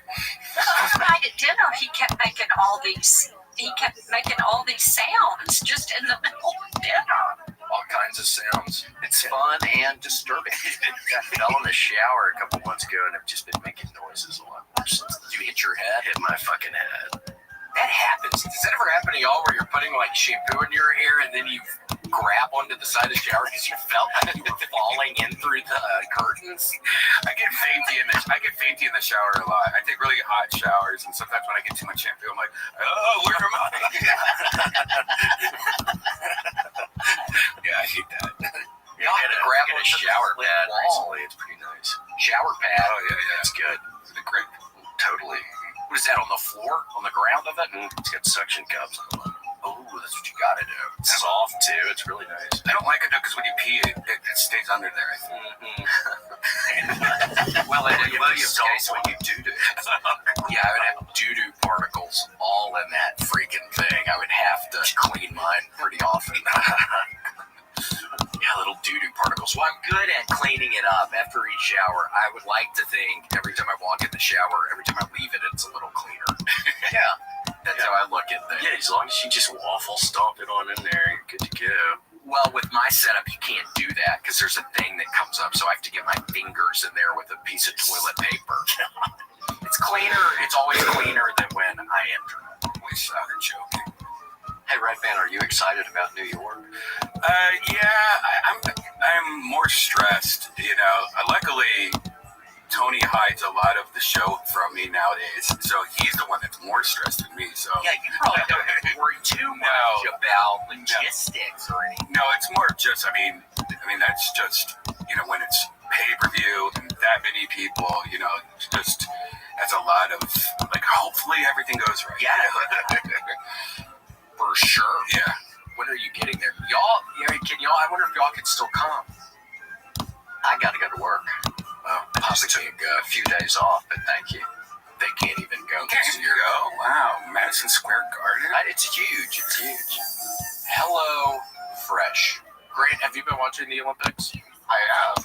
I have been watching more of the Olympics than I have ever watched in my entire life. And Grant, you know what that does to me? It makes me ravenous. I get so hungry when I watch the table tennis, when I watch the regular tennis, when I watch the sprinting. I get so hungry watching these people. I sit down and watch them for hours, and then I get hungry, and then I don't know what to do because I have to stop eating Dan's cheeseburgers all the time. They're wonderful, but they're going to give me a heart attack. And how I've been able to do that is with Hello Fresh. Okay, their home-cooked meals are much better for you. Graham, wouldn't you agree? 100%. Plus you want to be like looking like the athletes you're watching on the Olympics. Right, and then you're going to need just a whole nother kind of regimen for eating. But if you're not an Olympic athlete, use Hello Fresh. Okay, it's a home-cooked meal. But you don't have time to pull off the home-cooked meal, so that's where Hello Fresh comes in, okay? They send farm-fresh ingredients right to your door, so home cooking can be easy, fun, and affordable. You have to check out Hello Fresh awesome recipes like streetcar-style turkey balls, mushroom and herb shepherd's pie. You're gonna love them. There's a ton more, too. If you're headed on vacation this summer, don't worry about food going to waste on your doorstep. You can update your delivery address to get your box sent to you on vacation, or pause your plan until you get home. HelloFresh is saving me. HelloFresh is saving the Olympics. HelloFresh is saving everybody who eats their delicious meals on a nightly basis. And for free breakfast for life, go to HelloFresh.com/free-WMS. That's free breakfast for life. Go to HelloFresh.com/free-WMS. One free breakfast item per box while subscription is active. That's free breakfast for life just by going to HelloFresh.com/free-WMS. HelloFresh. Red Band, do you know who all's going to be there? I know a lot of it, but not all of it. That's highly confidential. Yeah. Yeah, I guess this would come out after, but yeah, we couldn't say anything. And Donald Trump is going to be there. Yeah. That'd be cool. Gotta watch the snipers. The Daredevil guy? Who's that actor? Deadpool guy. Oh, yeah, Deadpool. Yeah, he's Ryan Reynolds. Who was the guy who was the father in Beetlejuice? That died? No. The Baldwin? Wait, no. Ronnie Baldwin. Alec Baldwin. Alec Baldwin, yeah. I think he's going to be there. Yeah, and Rebecca remains Stamos. Yes. He played Nightcrawler in the X-Men movies. Yeah. You're literally making that stuff up. Yeah, Deadpool, Nightcrawler. They're going like Marvel Universe. Yeah, except for Donald Trump. I don't know why. Yes. That's fun. I know people in the Marvel Universe. I know. It should be fun. Alec Baldwin just got off. He did. And it sounds like he probably should have. Yeah, it sounds like some prosecutorial bad misconduct. Oh, that the prosecution was doing? Yeah. In that little armor to have live ammo and firearms on a movie set. That's all that person's fault. Yeah. Why the heck is there even live ammo anywhere near the movie set? They should be idiot. Yeah. That's crazy. What'd she do? Just put the gun up to her head and shoot, and like joking around and shoot herself? Or he shot her ass? Yeah. He shot her. He said like the N-word and then shot her right in the face. Yeah. Wonder if he gave her CPR. Would you ever give somebody CPR, Mama? You would. Personally, you shouldn't under some circumstances. I thought you're not supposed to put your face in somebody's mouth anymore. Well, if you're not qualified, I think you can get in trouble. You become potentially liable and get canceled or something. So don't save anybody. Yeah, don't try. If you put pressure on their chest. Yeah, you can do chest compressions. If it's a girl, you can. No. I would be saving women anyway. I did it one time, and the girl said, "I'm not in distress. What are you doing?" Did you just get up behind her doing the Heimlich? Yeah. Ooh, let go of me. Then you can touch both bosoms if you get up behind them. Isn't that right, Mama? You get a vitamin, do the Heimlich. That's what I did with my buddy Ryan Long when I saved his life at Panama City Beach in 2006. He literally did save PCB06. I saved somebody's life. How? Heimlich maneuver. Wow. We were drunkenly broke into somebody's hotel room. I don't even know whose hotel room it was, and we're eating the food out of it's like some girl's room or something. And we're eating the food out of the fridge, and he choked on the turkey. Just shredded turkey for a sandwich. He choked on that, and I had to save his ass. And then the next year, somebody got raped and thrown off the second-story balcony, and people in the fraternity saw it happen. That was the same hotel the next year. Is it a Red Roof Inn or something? Sandpiper Beacon Resort. Who knows if it's still called that? And there were 4 families there, having their trips, and it's all these drunk college people and goblins everywhere. Bought fake Percocets from somebody. That was awful. What did they do? Did they have an effect? Just fake perks. I think I saw that they weren't even real perks, so I didn't even consume them. So you gave them counterfeit money for fake Percocet. Yes. And everybody was disappointed. Everybody was disappointed. Even my friend TJ, he snorted some Xanax and punched a hole in the wall. Yikes. Yeah. Not good. Have you ever almost choked? That's the worst feeling. It's scary. On mozzarella sticks, yeah. Yeah, those things are cheap. It'll go down your esophagus. You're supposed to chew. Yeah, I think. You're supposed to peel them too. Or this string cheese. And then the fried mozzarella stick. Oh. It'll be liquefied and start going down your. And that's hot. I hate that. I've been doing that a lot recently, where I eat a bite that's way too hot and I burn my mouth. I gotta learn to blow on it. I gotta learn to set. You've been doing that newly as of recently? Yeah, I never had done that before, but it's like your thing where you're driving faster. I'm just starting to eat things faster. I wonder why. I don't know. Oh, the cancer. fixed it up. I know. Yeah. Now you can see my scars better. Yeah, now that I got a little haircut. Y'all would not have liked how my hair looked. We did. Oh, y'all didn't see it on TV. Y'all can see it. I love it. This is a haircut? Yeah, this is a haircut. You don't like it? No, I don't. I look better than I did, maybe. Remember when we would come in town? You probably remember. Oh, we'd make him get haircuts. Shade, military, like that. Yeah. Yeah. That was before. That's a great picture. Red Band, you took that picture. It was in front of the Wendy's sign. Oh, is that the Wendy's? Yes. Really? That's the Wendy's picture. Oh, that's hilarious. Back in my glory years, before I chipped my tooth again. You like Wendy's, Red Band? You chipped it again. I do. I like Wendy's, but I don't like Wendy's nuts. Texture chin. Oh. Yeah, little joke. Do it again, Sheldon. Yeah, be careful. Sheldon's good at those. These nuts things. He got you, dude. Nobody heard it, dude. Say, what was your punchline? Hold on. Yeah, what was it? I said, do you like Wendy's, Red Band? Actually, I do like Wendy's. Wendy's nuts at your chin. Oh, you got me again. What a jerk. What's another one? Do another one. If somebody's describing an ailment that they have, you say, oh, you should go to Dr. Sagandi's. Who's Dr. Sagandi? Sagandi's nuts. Dr. Sagandi. That's funny. Any other ones?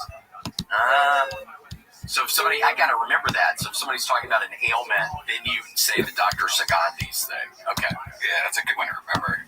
Selton was playing the electronic football yesterday, and all his buddies' names are ridiculous. What are some of those guys' names on there? Mike Rothschild. Mike Rothschild. I mean, that's sort of like a real name. Yeah, I did comedy with a guy in Denver whose stage name was Mike Hawkburns. And for the longest time, I just thought that just sounds like a stupid name. It was so stupid, I never said it real fast together, like Hawkburns. Is that real, you think? Do you think that was his stage name? No, he has a different name that I found out years later. Okay. Yeah, I felt lied to. I thought that was actually, I was calling him Mike. Yeah, I knew texting a Mike. I knew a guy in LA, his name was Joe King. And then one day he changed his name, and I'm like, wait, I thought, well, why are you going by a different name? He goes, it's actually my real name. I didn't want to go by that other name anymore. I'm like, what was wrong with Joe King? He goes, well, it's just cheesy. I'm like, what's wrong? Oh, Joe King. I never even got that. That is dumb. And would you ever go by stage name? Never. I was just thinking about that when we were sitting. Yeah, it sucks going by a stage name because everyone like writes checks to with like your fake name, and it'll be like months later, be like trying to cash it. Like, what the fuck? What do you have to do? Get them to send you another check? Yeah. Or, there's like where you could deposit checks using your phone. Yes. They don't know. You could say, oh. You know what I mean? Like Bank of America, you can do that. Yeah.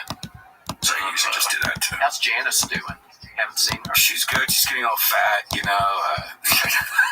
she really? No. Aren't you guys getting married? Well, we're engaged. Right, I know that. But when y'all getting married? Are you going to put some sort of date on it at some point? No. Because I need to know when to get my preacher's license. Oh, yeah. That one, I think it takes like I don't think it's 10 minutes on yeah. Would you, Mom, would you come watch me marry them? That'd be so fun. I could whistle. Oh my God! That's the only reason I want to get married, so you guys can come. Yeah. Can you do the wedding march though? Yeah, it's like yeah. No, I think that was what's his name? Darth Vader's. Yeah. No, that was close. Can you do the wedding march?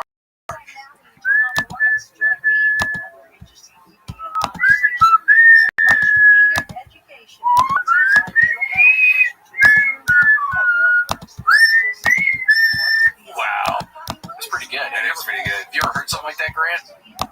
That was beautiful. Did you like that? That was really good. I was just trying to catch you. I was wondering if you were actually listening to us today. I was listening. I'm here. I was looking at wedding pictures for y'all. Oh my God. Would you invite Grant? No. Yeah, you don't really know him as well. Well, no, I mean the whole Papa John thing. Yeah, what is the Papa John controversy? What is that? He's been living at Grant's house. How long is that, Grant? I mean, at this point, it's going on like almost 2 years. He's in the guest bedroom. What's that guy's name? I'm in the guest bedroom. Oh, yeah. Sorry, we didn't need it. We can move along. John Schnatter. Yeah. Papa John. Fucking around?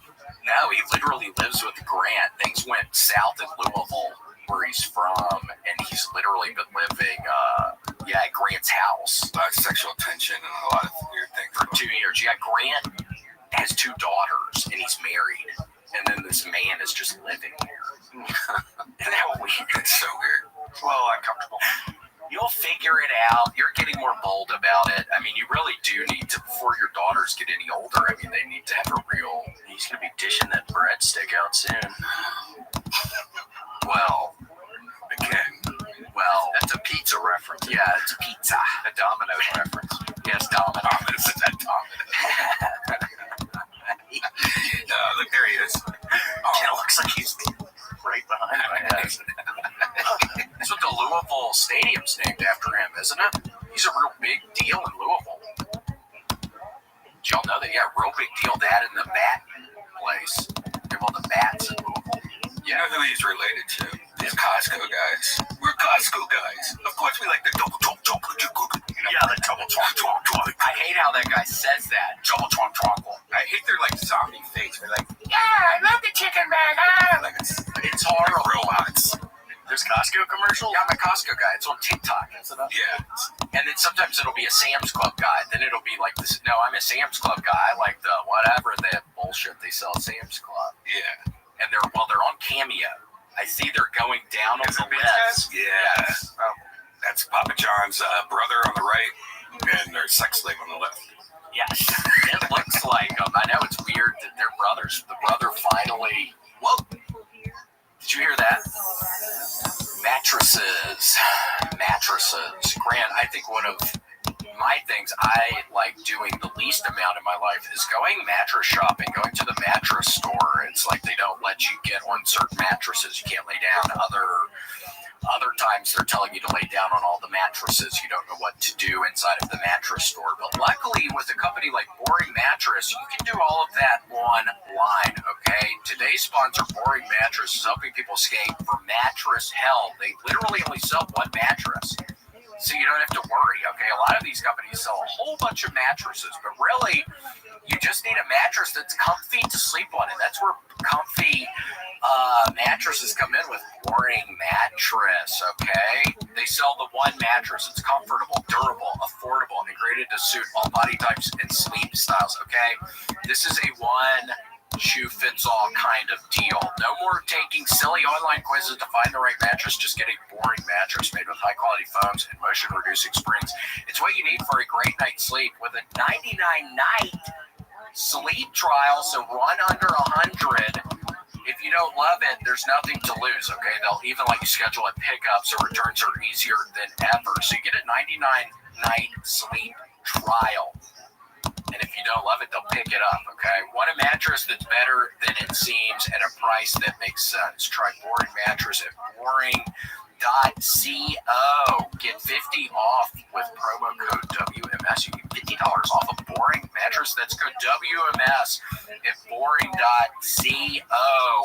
for $50 off your purchase. Boring Mattress, so comfy.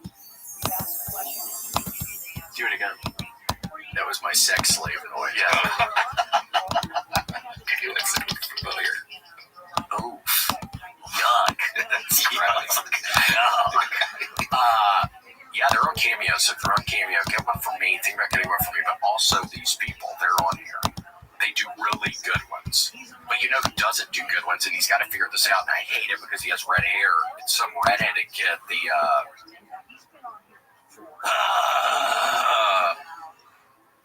I can't think of it. It's not even that important. It's just somebody redheaded guys on Cameo. Yeah, which I don't like that idea. He's part of a family. The mom and the parents have a bunch of kids.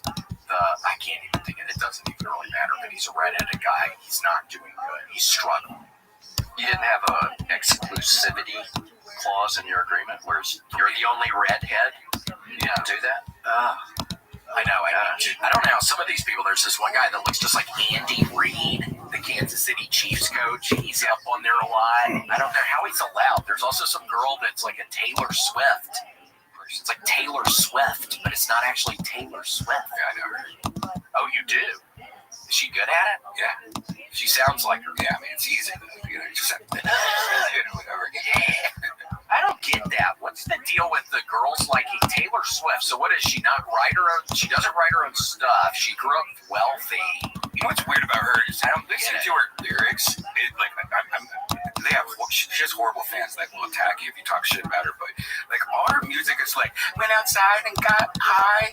My gosh, it makes me smile. Like it's such like the worst rhymes, and it's so like 8th grade rhymes. That was a pretty good song, right? I know it was. It's all breakup stuff too. Yeah, and then a lot of breakup oriented stuff. People get hurt right behind you. I want to see her and that guy get together. The younger one. That little boy. Yeah, when he gets older, I want to see those two together. We're Costco guys. Of course, I like horse-faced women. Yeah. We're Costco guys. It's funny you knew the double chip chocolate chunk. Yeah, it like angers me. I have the physical anger reaction of anger. Are you on TikTok, Papa? It's a communist Chinese propaganda tool, isn't it? Yeah, I had to set off of it because mine was like hot chicks, people, and like people shooting guns and stuff. What's wrong with that? Because I don't need to wake up and just be staring at that all day. It was awesome. It was just too stimulating. Yeah, I don't know. Couldn't even watch movies when I had it. I would just stare at TikTok. Yeah, it's all 5 seconds long or something. Yeah. Is it all 5 seconds long, really? Well, now it's gotten a little bit longer, but most of them are short. Yeah, you can do them all together, so it could be a minute-long thing. Click on my next video. Watch my next video so you can hear the rest of the story. I do Instagram so I can watch y'all. Yeah, but it also sees what I look at, so it sends me this constant shipment of people getting run over and people getting in bar fights. Yeah, it gets out of hand quick. You got better than me. Mine is all women breastfeeding, and half the babies are not real. It's hilarious. It's so funny. I saw that the one night. It's hilarious. Yeah, these people. I saw some video the other day of all these women inside of the hotel lobby, and they're all carrying around these what look to be babies, but none of them are actual real babies. They're all dolls. Yeah. Is that a kind of sad? What is they have hyper realistic? I used to follow one of those accounts on Instagram. Why? Because it's so horrifying and crazy. These babies look real, but they're not. Oh, I got one of those fake babies. I spent $800. Yeah, they're expensive. And I was drunk. And I was just like, oh my God, it was on TikTok too. Like, this is the most realistic baby. And it shows that some artists like painting every little vein in the baby's hand. And I was just like, oh, that's so real. And I thought it would be funny to have one. Yeah. And I got it, and I'm just like, oh my God, what am I going to do? This is weird. And so now I keep it like in the spare room in the corner, just like with its head against the wall, facing it. So when people come over there, yeah, that's hilarious. So it came and it looked realistic. It's so real. It's too real. It's too real. Will it go to your wedding? Probably. Yeah. Probably have Janice breastfeed it while reading. I know, you can have a baby holder walking out. They look better than whatever that thing is. Yeah, that's scary. Yikes. Grant, what is that? It's fake baby breastfeeding. Oh, that is. I can't even see it. I think there's also a fake nipple right behind you. I saw something on Instagram today. Okay. What the heck is this? I saw something on Instagram today. It was Pete Buttigieg, and it could have been fake, but it was him with these 2 fake breasts strapped onto him, breastfeeding a child. That's possible. That could be real, but I don't know. What, a fake kid? No, a real. I think he's got a kid. I think he's married to some dude. Yeah, exactly. Oh, but it was his face on the thing I saw. So that was that's only because nowadays moms go to work, you know, and guys get to sit at home, and so they put the breast milk in that thing, and the baby can suck on it. Oh, God. Francis, have you ever seen that? I remember you had the pumps, Mama. I remember finding the pumps in like the closet and wondering what they and like using it like a horn, and then I find out it's a breast pump. She'd store it up for y'all. I have something worse than that. It's pretty gross. I'll clean it up though. When I was a kid, I found that one of those. It was like a bottle and had like a tube with like a wacky straw on it. And so I put Kool-Aid in there and I was treating my mom. Was like, "Where did you get that?" I'm like, "I found it in the trash. It has a cool straw in it." She's like, "Give that!" And she takes it away. It's her douche container. God. Well, at least you had a clean, fresh throat for a while. Yeah, so that's good. I can pull that off. Gosh. When are you gonna have kids and settle down? I don't know. I don't know if I even can have kids. I've never been tested. Okay. Have you ever been tested? No. People don't get tested. They're tested to see if they can have kids. Because some people can't have kids, so I could be one of the people that can't even have kids. Unless all the women have been lying to me for money, no, I can have kids. Would you have to get some other We've got somebody in the firm, Red Band, who we've represented Elvis's estate for a long time, and Elvis when he was alive. And one of our lawyers spent a bunch of time defending lawsuits people around the world filed saying, I am his offspring or the offspring of his offspring. That's an industry, a legal industry. It's never ending too. That's always, and they always lose. Yeah, of course. Yeah. Yeah. Is there ever actually an illegitimate child of Elvis? I'm unaware of any at all. So do they pseudo pay for the lawyer costs afterwards? Well, it depends on what jurisdiction. Like in Tennessee, just because you lose doesn't mean you have to pay attorney's fees. You might have a contract that requires it, or you might have a statute, but just automatically loser doesn't pay. What a waste of time. Everyone's time. And somebody almost just bought, where were they? Somewhere in Africa? Somebody almost bought Elvis's estate the other week. I saw that. Yeah, they filed these fraudulent deeds of trust and everything, and then they said, hey, Graceland's not paying their note. And so they tried to foreclose on Graceland. Yeah. And it was some dude in a straw shack in Rwanda or something with a computer. Yeah. It's like patent trolls. Yeah. What do the patent trolls do? They buy up a bunch of old patents and then sue companies like Apple and stuff and say, you infringed on these. You know, you owe us $1 billion. Yeah. It's just like wasting everyone's time, just like that Elvis house thing. Elvis looks good in that picture. That's before everything went downhill. Have you ever been there, Red Man? I don't know. I feel like I have. I mean, I've been to Dollywood. Have you ever been to Dollywood? Is it outside of Nashville? Where's that at? No, Sevierville, Upper East Tennessee. It's like an amusement park, like, and everything's Dolly Parton theme. Like they just have the teacups. They're just huge boobs. You go in and spin and stuff like that. Or bra. Yeah, it's like a Ferris wheel. Yeah. I remember I was outside of Sevierville when I lost my virginity, which is outside of Dollywood. Yeah. So I do hold some sort of connection with that area for sure. Wow. Yeah, outside of Dollywood, at the fraternity, you're having some party. Are you nervous? Hell yeah, I was nervous. Your mother is watching the movie 7. There is a movie theater at the bottom of the house that we all rented. It was like big ass 4-story house, and there's a movie theater at the bottom, and the movie 7 was playing. But there was a scratch in the DVD, so it would restart after every 25 minutes. It would just start over. So did you get like how many times did you Red Band? Well, there were other people in the room, so they were watching. They're on the bottom bunk. So, oh my gosh, yeah. People had staph infections. I think I had a horrible staph infection. My buddy Bart was in there. I remember watching him get up by the mirror doing this with this giant thing and like this pus coming out, but it was like this giant staph infection right here on his chest, like stomach area. Yikes. I hate that. I got a staph infection too. Y'all remember that? Yeah, it was bad. Did y'all come up there for me? I think so.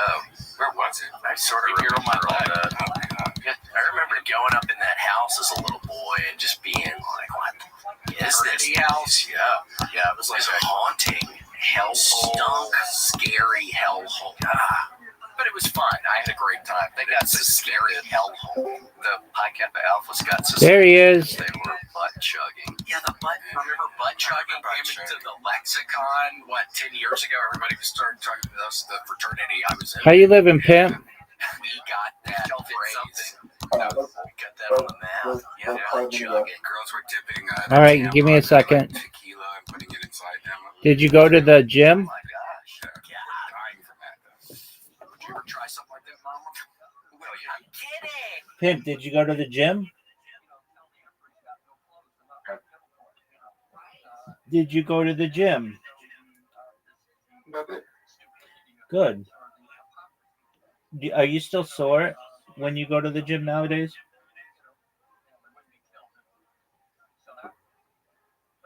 What was your answer, Big Dog?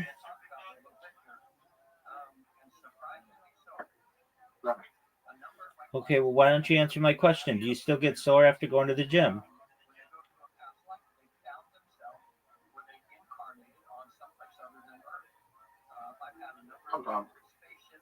Okay.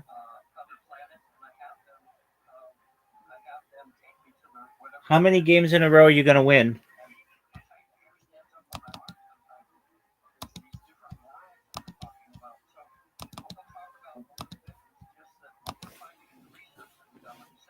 Zoot, you have an invitation.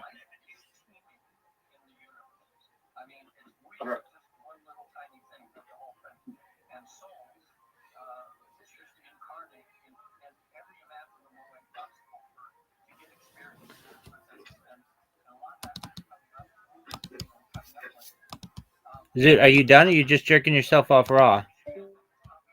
Oh, you fuck.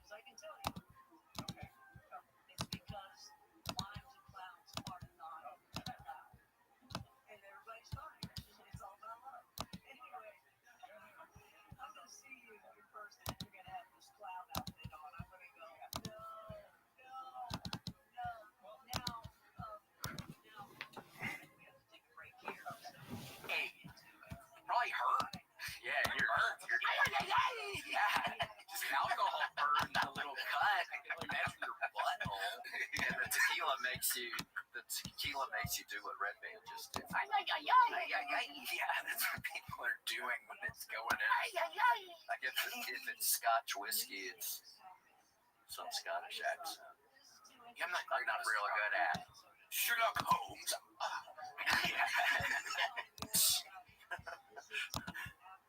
Yeah, the butt chugging, but that was another time. What's that picture from? It's 07. Oh, okay. I watched that for the first time the other day. You had never seen that? That's a I'd always classic. seen What's in the Box. I'd seen that on the internet over and over again. I didn't even know what movie it was from. What do you think when he opened up the box? I thought it was either the baby or the head. Or tampons soaked in tequila. Yeah, in that box. but it was what, the head? Yeah, I think it was the head. He was a genius, and then he knew that he was going to kill him, so he was very smart. It's great. But I think it's sort of nonsense. Somebody puts your wife's head in a box and you kill him and you go to jail. Wait, what do you mean Brad Pitt goes to jail at the end of 7? I assume that's why he's trying to get Brad Pitt to kill him, right? So he gets in trouble and he goes to jail. Or does he just want the violent response? I think just the violent response. I think he watched gets it in a while. Taken off though, like he's going to jail. That was my understanding. I hope Brad Pitt's not going to jail at the end of 7. like He'd be allowed to kill somebody, then chop your wife's head off and put it in a box. you would Depends think. on what state you live in. Yeah. Texas, you'd be in pretty good shape. Yeah. Tennessee, you'd be like Tennessee, except Shelby. Crime of Passion or something would be pretty. Yeah. Yes, just say I went blank after I saw that. Yeah. And then after I came to, there was a head sitting there. Yikes. Or What do you mean in Memphis you couldn't? I thought in Memphis you can commit all kinds of crimes and they just immediately let you out. that was my point. If you killed your spouse's killer in Memphis, you'd have more of a risk of getting in trouble than other counties in Tennessee. That's my point. Red Band, how high up is your place that I see on Instagram? 45 floors. Wow. That's Kind of scary. It's scary.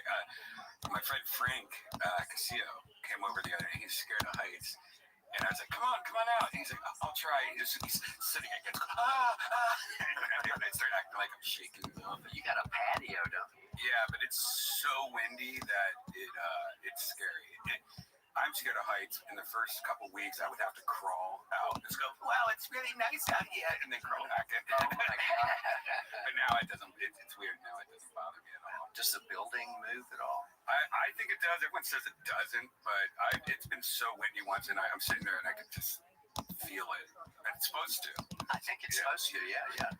That's right. Yikes, that's what your building used to do. Mm-hmm. I tell you what's scary, though, is lightning is scary because you're actually seeing it from where the cloud is coming down. You're like, I'm not supposed to be like eye level where lightning starts. Yeah. But it goes down. Most of the time, yeah. It hit, like there's a crane across the street from you of another building being built, and I saw lightning hit that, and man, it's scary. We're in a big metal tower, so it's great. Wow.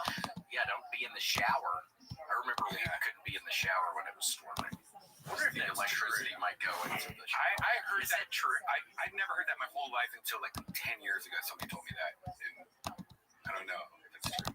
I think that it used to be true because everything used to be metal pipes back in the day, but nowadays it's PVC and shit. Yeah. So now you can't, mama. It's just like cars. Nowadays you can fill up your tank with your car. No, we did that yesterday. He put gas in a modern car running. I still won't do that. Spark plugs, sparks. What could happen? Oh, it can blow up. Yeah. Do you always do that, Selden? Every time. How long have from the beginning of you starting to drive? Please don't do that. Okay. It's fine. From the beginning of you starting to drive? No, I don't think I was doing it in the Volvo. Just later on. Remember that time our brother Red Band Vans had this Ford Taurus that he painted black and put subwoofers in the back? Didn't you have to evacuate one time, Papa, because it started malfunctioning when you're driving to work? Yeah, probably. No, the volume started going up or something. Oh, yeah. The stereo, I forgot about that. Got out of control and went super high. Whoa. And so an old man was bailing out of an old Taurus that was blowing the roof off with rap music. I used to have a Taurus. Those were such nice cars. I love them. Yeah. It was Francis's mom's car. I remember riding in that car going to see October Sky one time with Jake Gyllenhaal. What's that movie where he builds a rocket, a spider or something in his Enemy? Have you ever seen that movie? Enemy? You never saw that? Didn't I get y'all to see that? It's a good movie. Enemy. Oh, with my man Jake Gyllenhaal. It's a Jake Gyllenhaal. Oh, I love Jake. I like that guy. That's a good movie, Red Band. You ought to watch it. Never even heard of that. It's an A24 movie. You gotta watch it. It's wonderful. And that's kind of a spoiler, but you know what that means, but that's a spoiler. Grant. Jesus, Grant. You ever seen it, Grant? No. Oh, you should see it too. Again, people that haven't seen it, they wouldn't understand that. Not anymore. There's a stereo in the Taurus. No. There it is. Pioneer. I wasn't allowed to have subs, and Vance gets subs. And then I got subs, and then everybody gets subs. I wasn't allowed to spend the night out. Then Vance can spend the night out. And I was Zeldin can spend the night out. You got the short straw, man. And look what happened. I turned into the craziest one with the drinking and drugs for a while. That's what happens. Luckily, you stopped that, as far as y'all know. And thank you for supporting him in that, Red Band. Well, every time I'm at the bar and ask Red Band for a shot, he gives me one. He doesn't. No, he's sweet. I was trying to trick advice. There you go. I know. He gives me good advice. Thank you for giving it to him. Thank you. Did they ever see those videos of you when you used to be a peeper? You used to look through girls' windows back in the day? I don't know if y'all ever saw that one. Some little sketch or some little video. Okay, it was made when I was living in Denver, Colorado. It's a little thing. It was some. I forget about it. Again, that was a time in my life where I was drinking a lot, so I've had spans of times where I don't have memories. Growing up, I don't remember a lot of that anymore, which is sad because I remember having a good time growing up. So it's sad I've lost all my memories of growing up. Well, at least you've forgotten all the beatings. So that's positive. The gator tails. Yeah, Mama used to come at us with the gator tail. Wow. He did. I never once. He used the belt. You had the gator tail. Or a switch. They'd hit me with the gator tail because it couldn't not walk on my tiptoes. So they Selden used to walk on his tiptoes all the time. And my buddy Christopher Thomas, remember him? He probably still walks on his tiptoes. A buddy named Christopher Thomas who walked on his tiptoes. Well, Williams, what was William Real Pigeon Toe? That was me too. No, somebody had to get their feet glued to a board. What? Was that you? That was me, and I remember, it looked like a snowboard. Yeah, it looked like a little snowboard. Your little snowplower. Yeah. I remember looking at that in the closet years later because I'm still in the closet with two little white shoes glued to it. And I'd be in they'd put me in that. They'd strap me into that. And I'm sure it hurt. Like 1 week their bones are soft, so their feet got right into the pediatrician. It was for the doctor. Dr. Threcold. Dr. Threcold. Wait, it only took a week to fix pigeon toes? It really didn't take long. A week sounds a little short. But, when they're hooked up to it, the whole I think they just tortured you guys. It could have been a torture. Never heard of it. And I remember Vance going into y'all's bedroom, and there's like the aquarium, and hiding under the aquarium, and Vance was in the aquarium. Never had it. What does that mean? The hell are you talking? Remember Vance was like in an aquarium some? Oh, he was. Again, yeah. When he was going into y'all's bedroom, and my little brother was in an aquarium. When he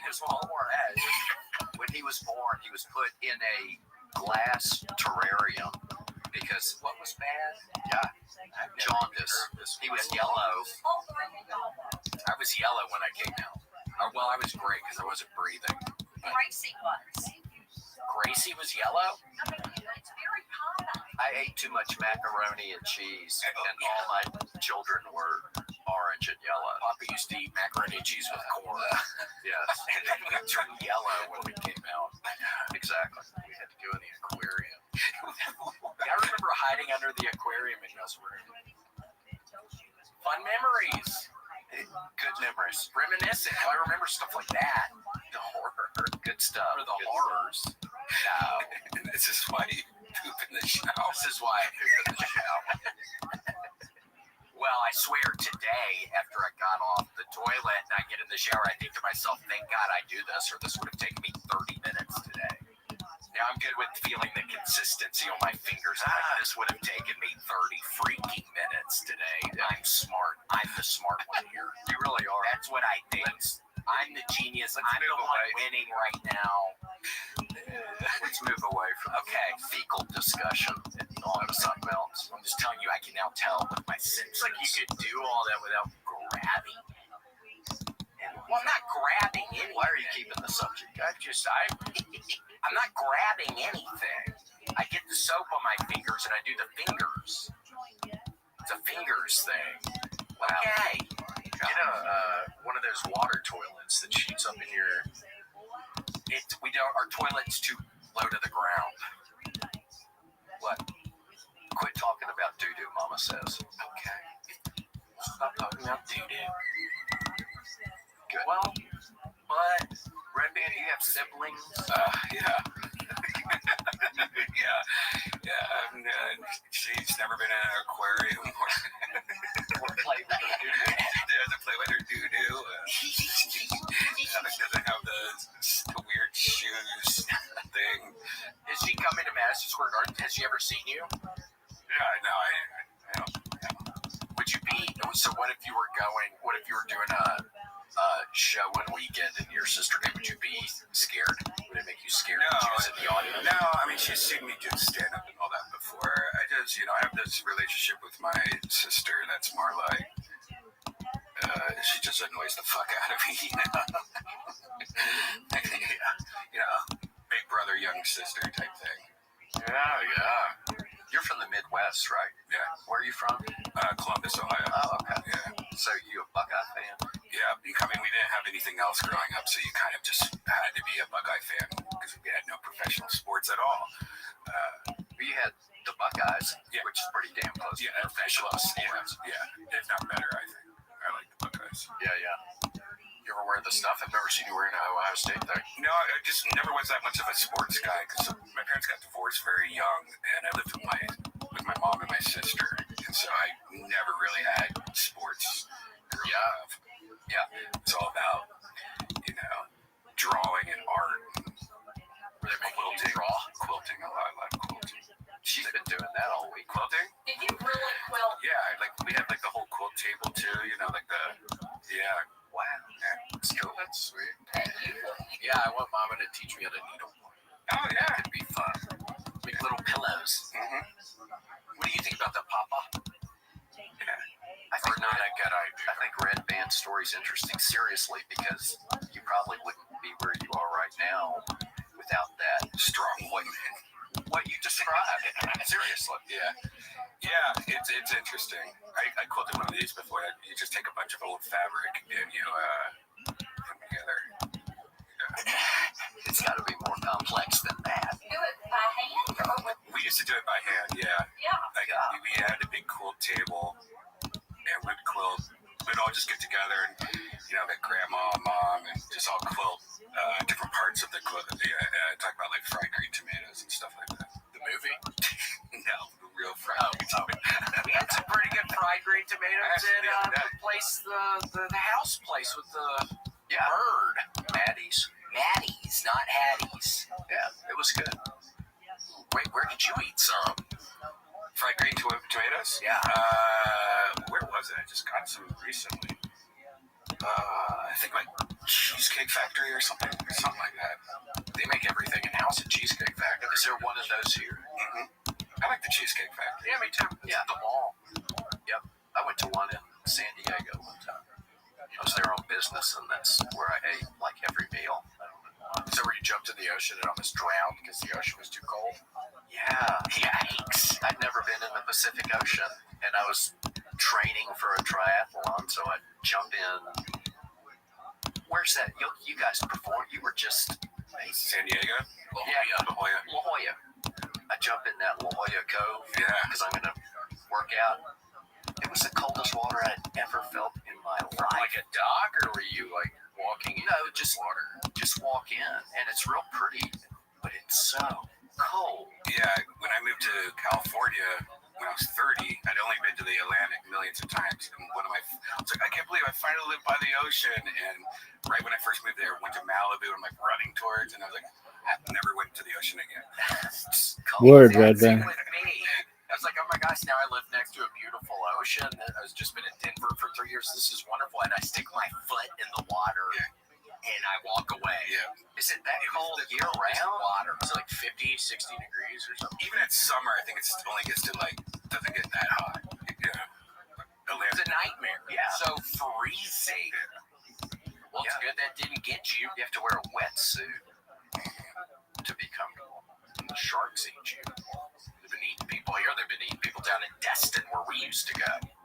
There was a horrible picture the other day of some woman who got bit by a shark here in Texas, and you could see it bit her whole calf muscle off. Yeah, I don't know what kind of sharks they are. I don't know. It looked like just a stereotypical shark bite, and her calf muscle was gone. So where is that in Texas? Where you're? I think it's Galveston or something like that.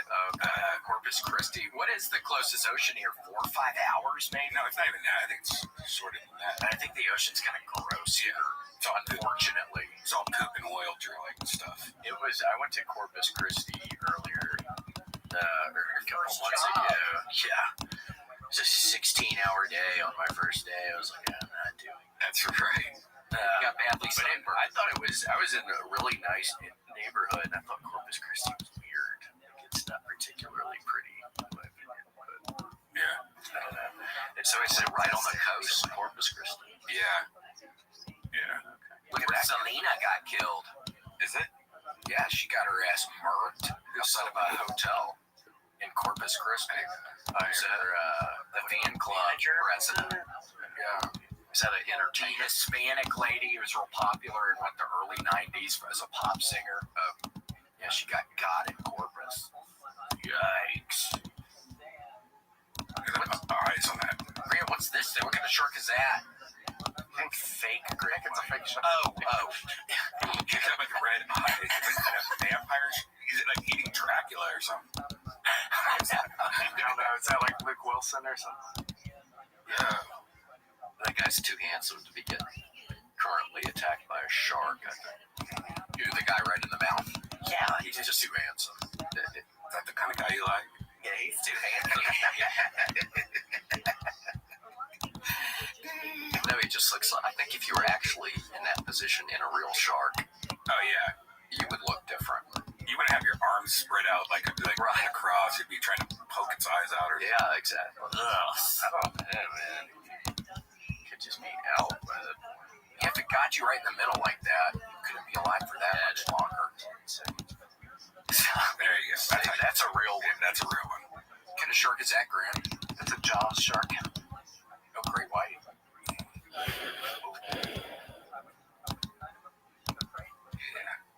Cool, very cool. Remember at Destin, jellyfish, we get stung all the time. Yeah, jellyfish were a nightmare down there.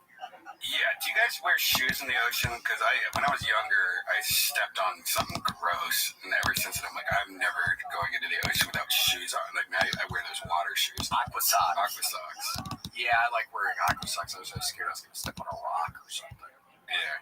Gotta wear those. I remember one time we were in Destin, and some dude was getting towed on his jet ski back to the beach, and the rope snapped, and it hit him real hard in the balls.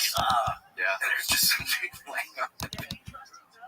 Sure, that was horrible. I remember that. Do you remember that? Yeah. And then we used to get stung by jellyfish, and who would TT on us? Somebody would TT on us after. Yeah, doesn't that help? Yeah, you got to TT on somebody after they get stung by jellyfish. Well, TT on me if you wanted me to. Okay. I mean, close your eyes though. Yeah, I would close my eyes. We also did some preventive TT on you, because if you've been TT'd on before you get stung, I don't think it's as bad. Yeah, we'd all get by the shower area, and they would just eat the two papas and the couple mamas. We don't TT on each other. Yeah. Kids. Yeah. People will believe this. Yeah. No, this is true. This girl in high school I used to date, she always wanted me to pee inside of her in the shower. Is it possible if your thing's kind of hard? You can TT, I guess. it didn't feel great. And I was like, why do you want me to do this thing? Because it feels like you're coming to me. Yeah, it's 1,000. Oh my gosh, and it's just TT. Did you know about this grant? No idea. A few people do. Yeah. You should try it out, though. I think Red Band's the only person who knows about it in the universe. Oh my gosh. Wouldn't it fill up inside of it down there? Yeah, it was hard to do, but... What are you looking at me for? You would just do it quick and then pull up. Yeah, and then you can get, and then the TT probably drips out. Yeah. Yikes. Well, that's kind of cool. Yeah,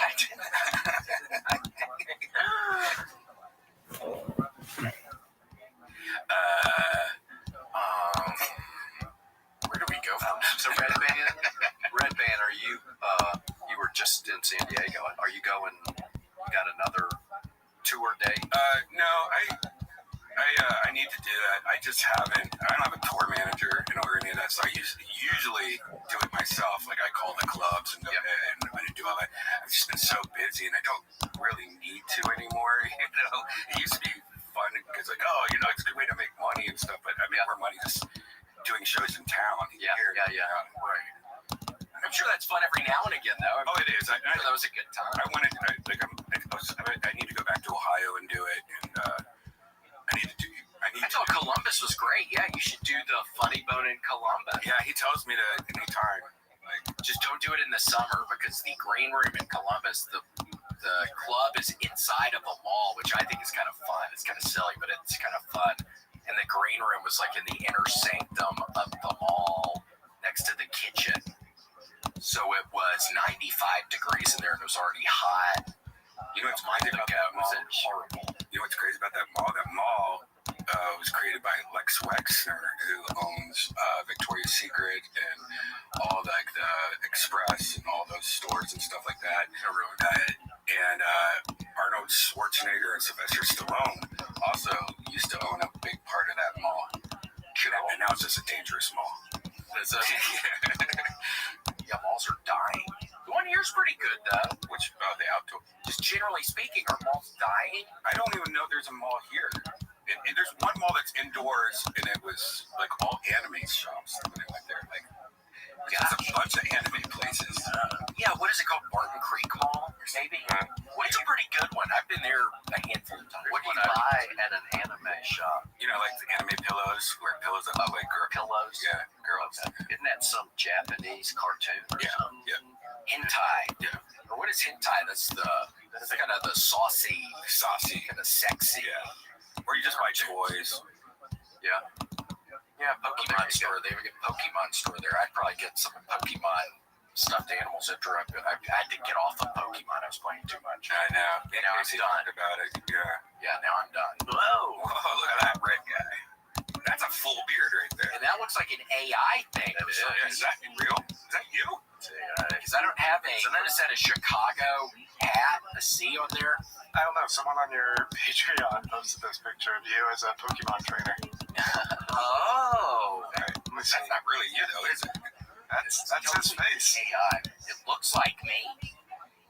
Scary. Got all kinds of gear. I look pretty cool in that. Those gloves. Yeah. Do you like that, Mama?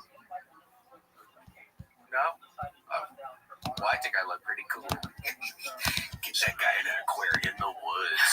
Oh my gosh, Red Band! You have got to go to where we went on Saturday. They have this wonderful, it's like an aquarium, and it's in this dome building. I don't even know what it's called. It's next to South Boston.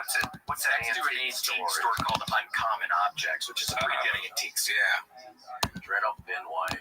Huh. Oh, you gotta go. Check it out. It's in a dome. I love antique stores more, though. That's a pretty good. Uncommon Objects is good. Yeah. Some of the stuff is expensive, kind of, but there's cool stuff. You've been to the antique mall? I don't know. There's two antique malls here in Austin. One closed down, but there's another one that's in Round Rock. It's awesome. It's like one of those where you just rent, like all these places rent out little parts, and it's just huge. I think we went there, didn't we? We went to one. We went to a big mall recently. I think we went to the one that closed down that was kind of close to here. We need to get around. My mom used to do that. She used to, with her sister, they had an antique booth and an antique mall with us.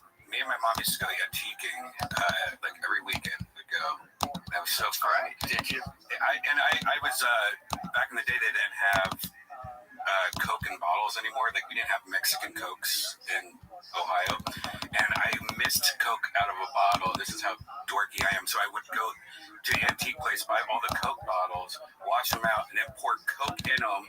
Wow. Put like the Love caps it. back on them, and put them in the fridge just to trick myself. I'm like, oh, Coke in a bottle. Oh my god. That's funny. That's funny. Oh my gosh. Yeah, I grew up going to antique places. It was so fun, right? I loved it. I used to collect like all the racist stuff, you know, like the Aunt Jemimas and stuff like that, dolls. So I have a lot of that stuff. Yeah, you have all kinds of cool stuff at your place. I remember seeing it last time. Yeah. Well, I think this is about the time. Thank y'all so much for being on the show today. Absolutely. I enjoyed it. Really appreciate y'all coming on today. Well, Red Band, thank you for everything you do for William. It's Definitely. crazy. Thank you. You have such a delightful son. Thank you. Yeah. This week, there. Thank you, fans who support William. Thank you very much. We got a Rachel O'Donnell, Shady Shay, White Magic, Zaprak, Sexy Mexi, Shiva, Snow Roach, Gaming Crooner, Tweet the Freak, Vicious McFisty, White Magic, William Gearin, William Montgomery, United Army General, and Anthony. Oh, that's changed. Anthony Titflash Morganson, maybe. Art of Sean King, who does the wonderful art. Ashley Belfield, BB Double Wise, Harrigan the Fourth, Beef, Big Ring, 0485. Bronson Poo His Pants. Thank you, Bronson.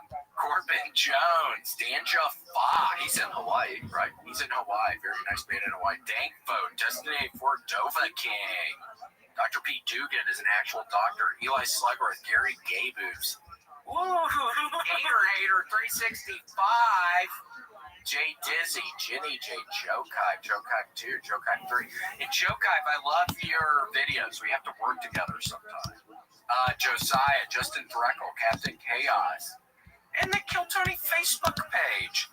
Where somebody acts like you. I have to tell the one guy to stop acting like me. Kyle Heath, and then Larry, that's you. You're not supposed to bang. Oh, man, he does it every time. Matt Foster, thank you to our mercenaries. Thank you. Okay. Well, finish them up. Finish them up. That goes on forever. I said them. They just keep on going. That was all like it. Oh, okay. All right. Thank you for your support. Yeah, they're so important. Alrighty, well, that is our time. Thank y'all so much for being on the show. Thank you for having us. Thank you. Red Band, good to see you, buddy. Good to see you guys. See you. Alrighty, bye. Goodbye. Thanks for joining us for this week's episode of The William Montgomery Show. Send your questions, artwork, and manifestos to WilliamMontgomeryShow@gmail.com. And make sure to leave William a voicemail at 737-471-1098.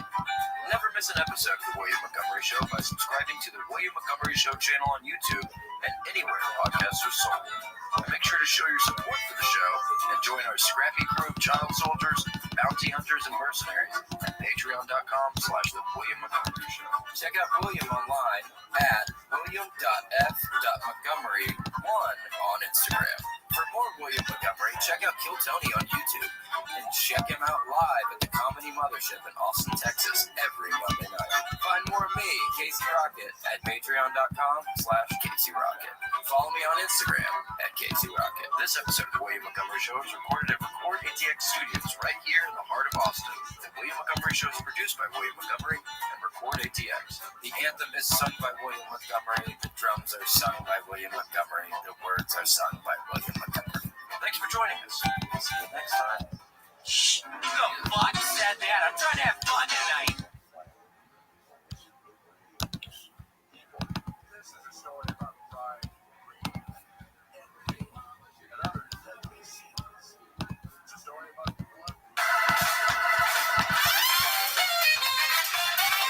Recorded live in Austin, Texas, USA. It's the William Montgomery Show. Starring William Montgomery.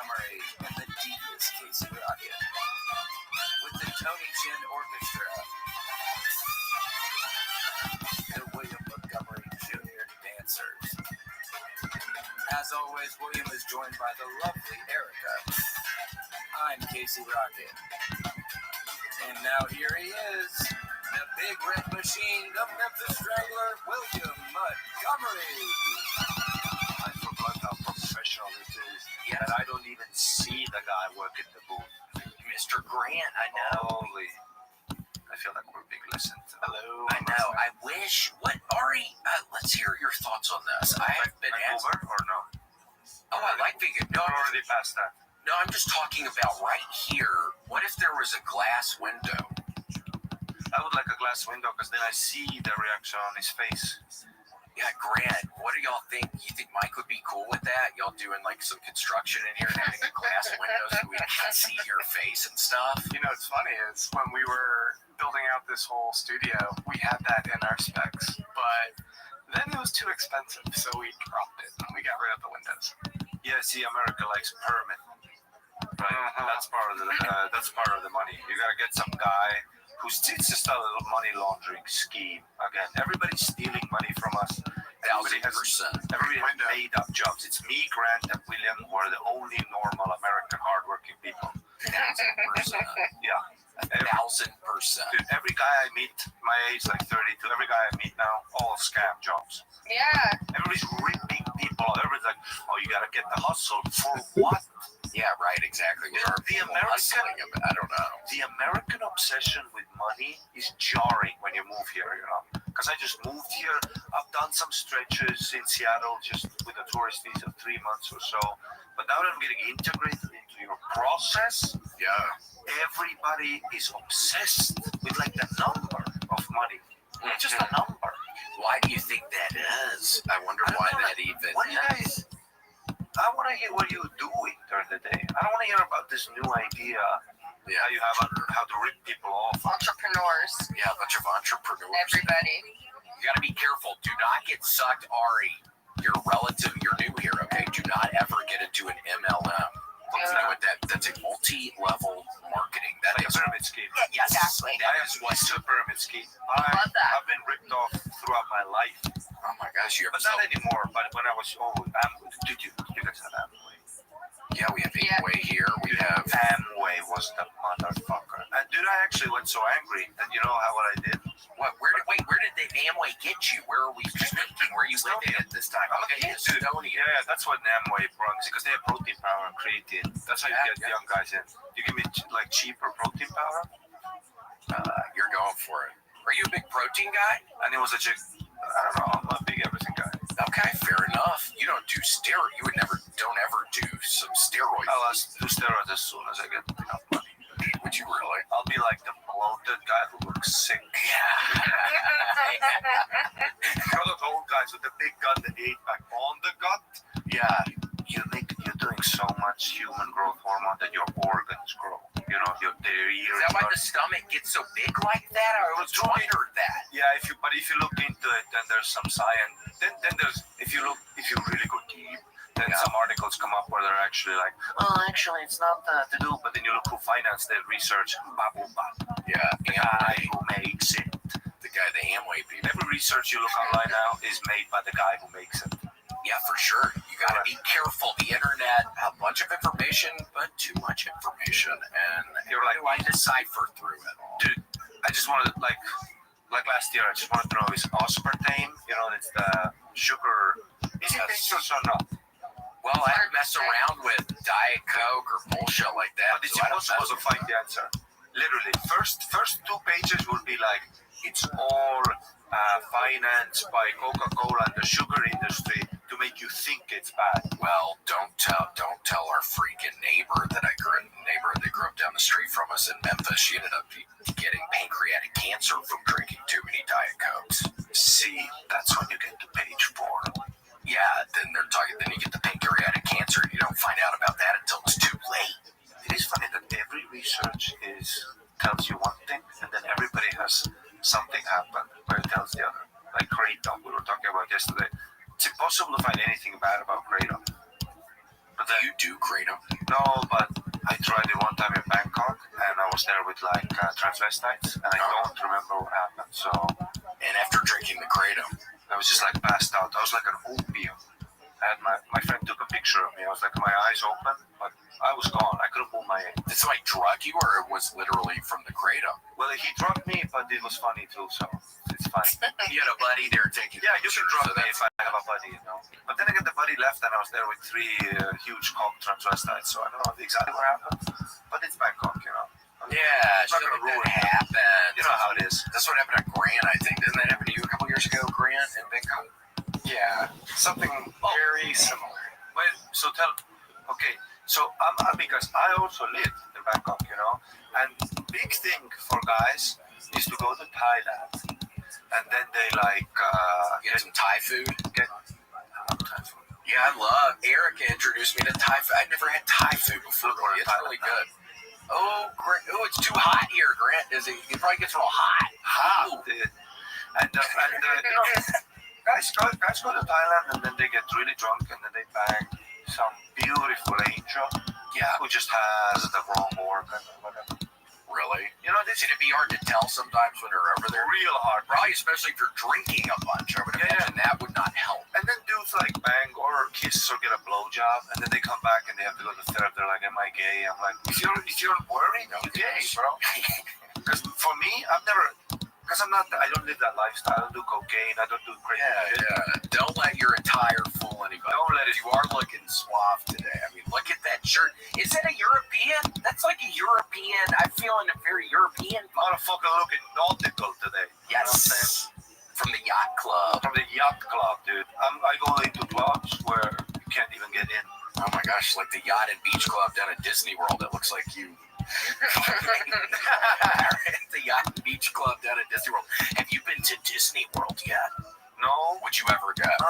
I'm not a big people guy, like a lots of people who are very hyped. I don't like hyped people around me. Yeah. So you're gonna get probably some hyped people. I mean, you got the Disney adults. You gotta watch out for Disney adults. Yeah, that's like that's a serious mental. You know, you need to like. It's a weird deal. People get it. It's expensive. Problem. It's a habit. Americans are either obsessed with like Wolf of Wall Street money or Mickey Mouse. You guys are absolutely on the brink of collapsing. That's sure what it feels like. But William, if you go to Thailand, let's say me and you go, right? We get fucked up. You go a bit lost, and you make out with some like a beautiful angel. Yes. Would it be for you like, oh my God, why am I, you know? I don't know. What do you mean? Like after what? Like I'm finding out, and obviously this is if something had happened between Erica and I are not together. That's part of this scenario. We're no longer together. Something's happened. I decided to start fucking drinking again. We're going to party in fucking Thailand, and you're saying what? I end up making out with somebody and it turned out to be a guy. Yeah. I probably. I don't know. I don't know. If they're real beautiful, who cares? If that happened to me, like I disappear and I come back to the hotel, I see you know what's gonna happen? I'm gonna be like this, bro. I know the story. Yeah.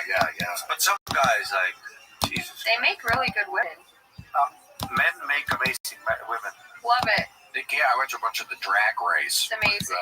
Dude, but Thai men even, dude. Like, they have smooth skin, olive skin. They have to shave over there? And they don't have those big fucking... like, a white transvestite I feel bad for, you know, because we have this big fucking juggalos. And white guys always have ugly wrists and a lot of weird bumps and feet. You know, white men's feet are like... It's a giveaway. Like, if you look at... It's just a big fucking... And it has a lot of detail. You know, that's a good Very foot. Good. That's a good foot. No. My toes are disgusting. You see, I have that one of the toes is bigger than the biggest toe. You see, you know the middle one. Yeah, this fucking ninja turtle foot, dude. That's how mine is. Mine is big in the middle. It means like that you're men's feet, dude. If I see a chick with that foot, dude, I'm not putting that in my mouth, you know. There you go. And then I don't know if I have a melanoma on my toenail or if it's where I stubbed my toe real bad the other day. You see this? That's what took out. No, Ari, seriously, look at this. Is that a melanoma or where I stubbed my toe? See that? See how there's a thing there? You should see what's happening in my foot. What do you mean? Oh, that's not bad. Dude, that's nothing, dude. The things that are happening under this sock, Dude, there's a fucking civilization under my toes, dude. Show us, man. Was that like athlete's foot? I have like jiu-jitsu toes, then bike riding, lots of calluses. There's a whole Kill Tony episode live between my toes. Right? I don't know what's happening. Bumps and weird stuff. Tough actin, tenactin. Get some tenactin. That's good for athletes. Yeah, sure. I just discovered like body lotion like 6 months ago. First time ever in my life. Do you like it? Yeah, dude, I'm not itchy anymore, dude. It's fucking great. That's how he discovered it. He's real itchy. I moved to Denver, Colorado. I just thought that's how I am, itchy and squishy. Well, I just thought I wasn't itchy, and then I moved to Denver, Colorado, and I became real itchy, and I thought I was dying. And then I discovered, I swear to God, I thought I was dying. I thought I had some horrible disease, and then I put on lotion one night, and it fixed everything. I had never used it before. It's like a miracle. It's like a miracle drug. And then I would like sweat. You know, when you have really dry skin, then you have that really drastic patch of sweat. My jeans are kind of smelling right now, Grant. A little. In the middle. In the middle. Why? I don't know. I haven't washed them yet. I got them wet. And when did I get these jeans? They're raw jeans. They're raw jeans. I gotta be careful washing. I'm scared to wash them. Well, they say you're not supposed to wash jeans too often. Well, I haven't washed them. I haven't washed them since I've gotten them, and I've got them, a month and a half ago.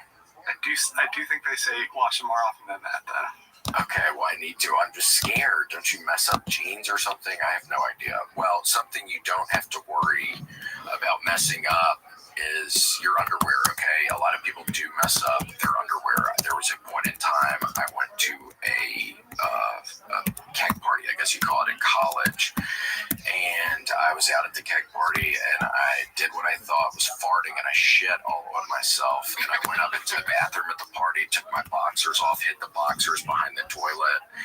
It's an awkward situation. Stuff happens, but it's something like a MeUndies. If you do happen to shit in your pants, it's gonna stay in the MeUndies, and that's not even something they tell you about. But yeah, MeUndies is a wonderful product. I mean, you see this right here.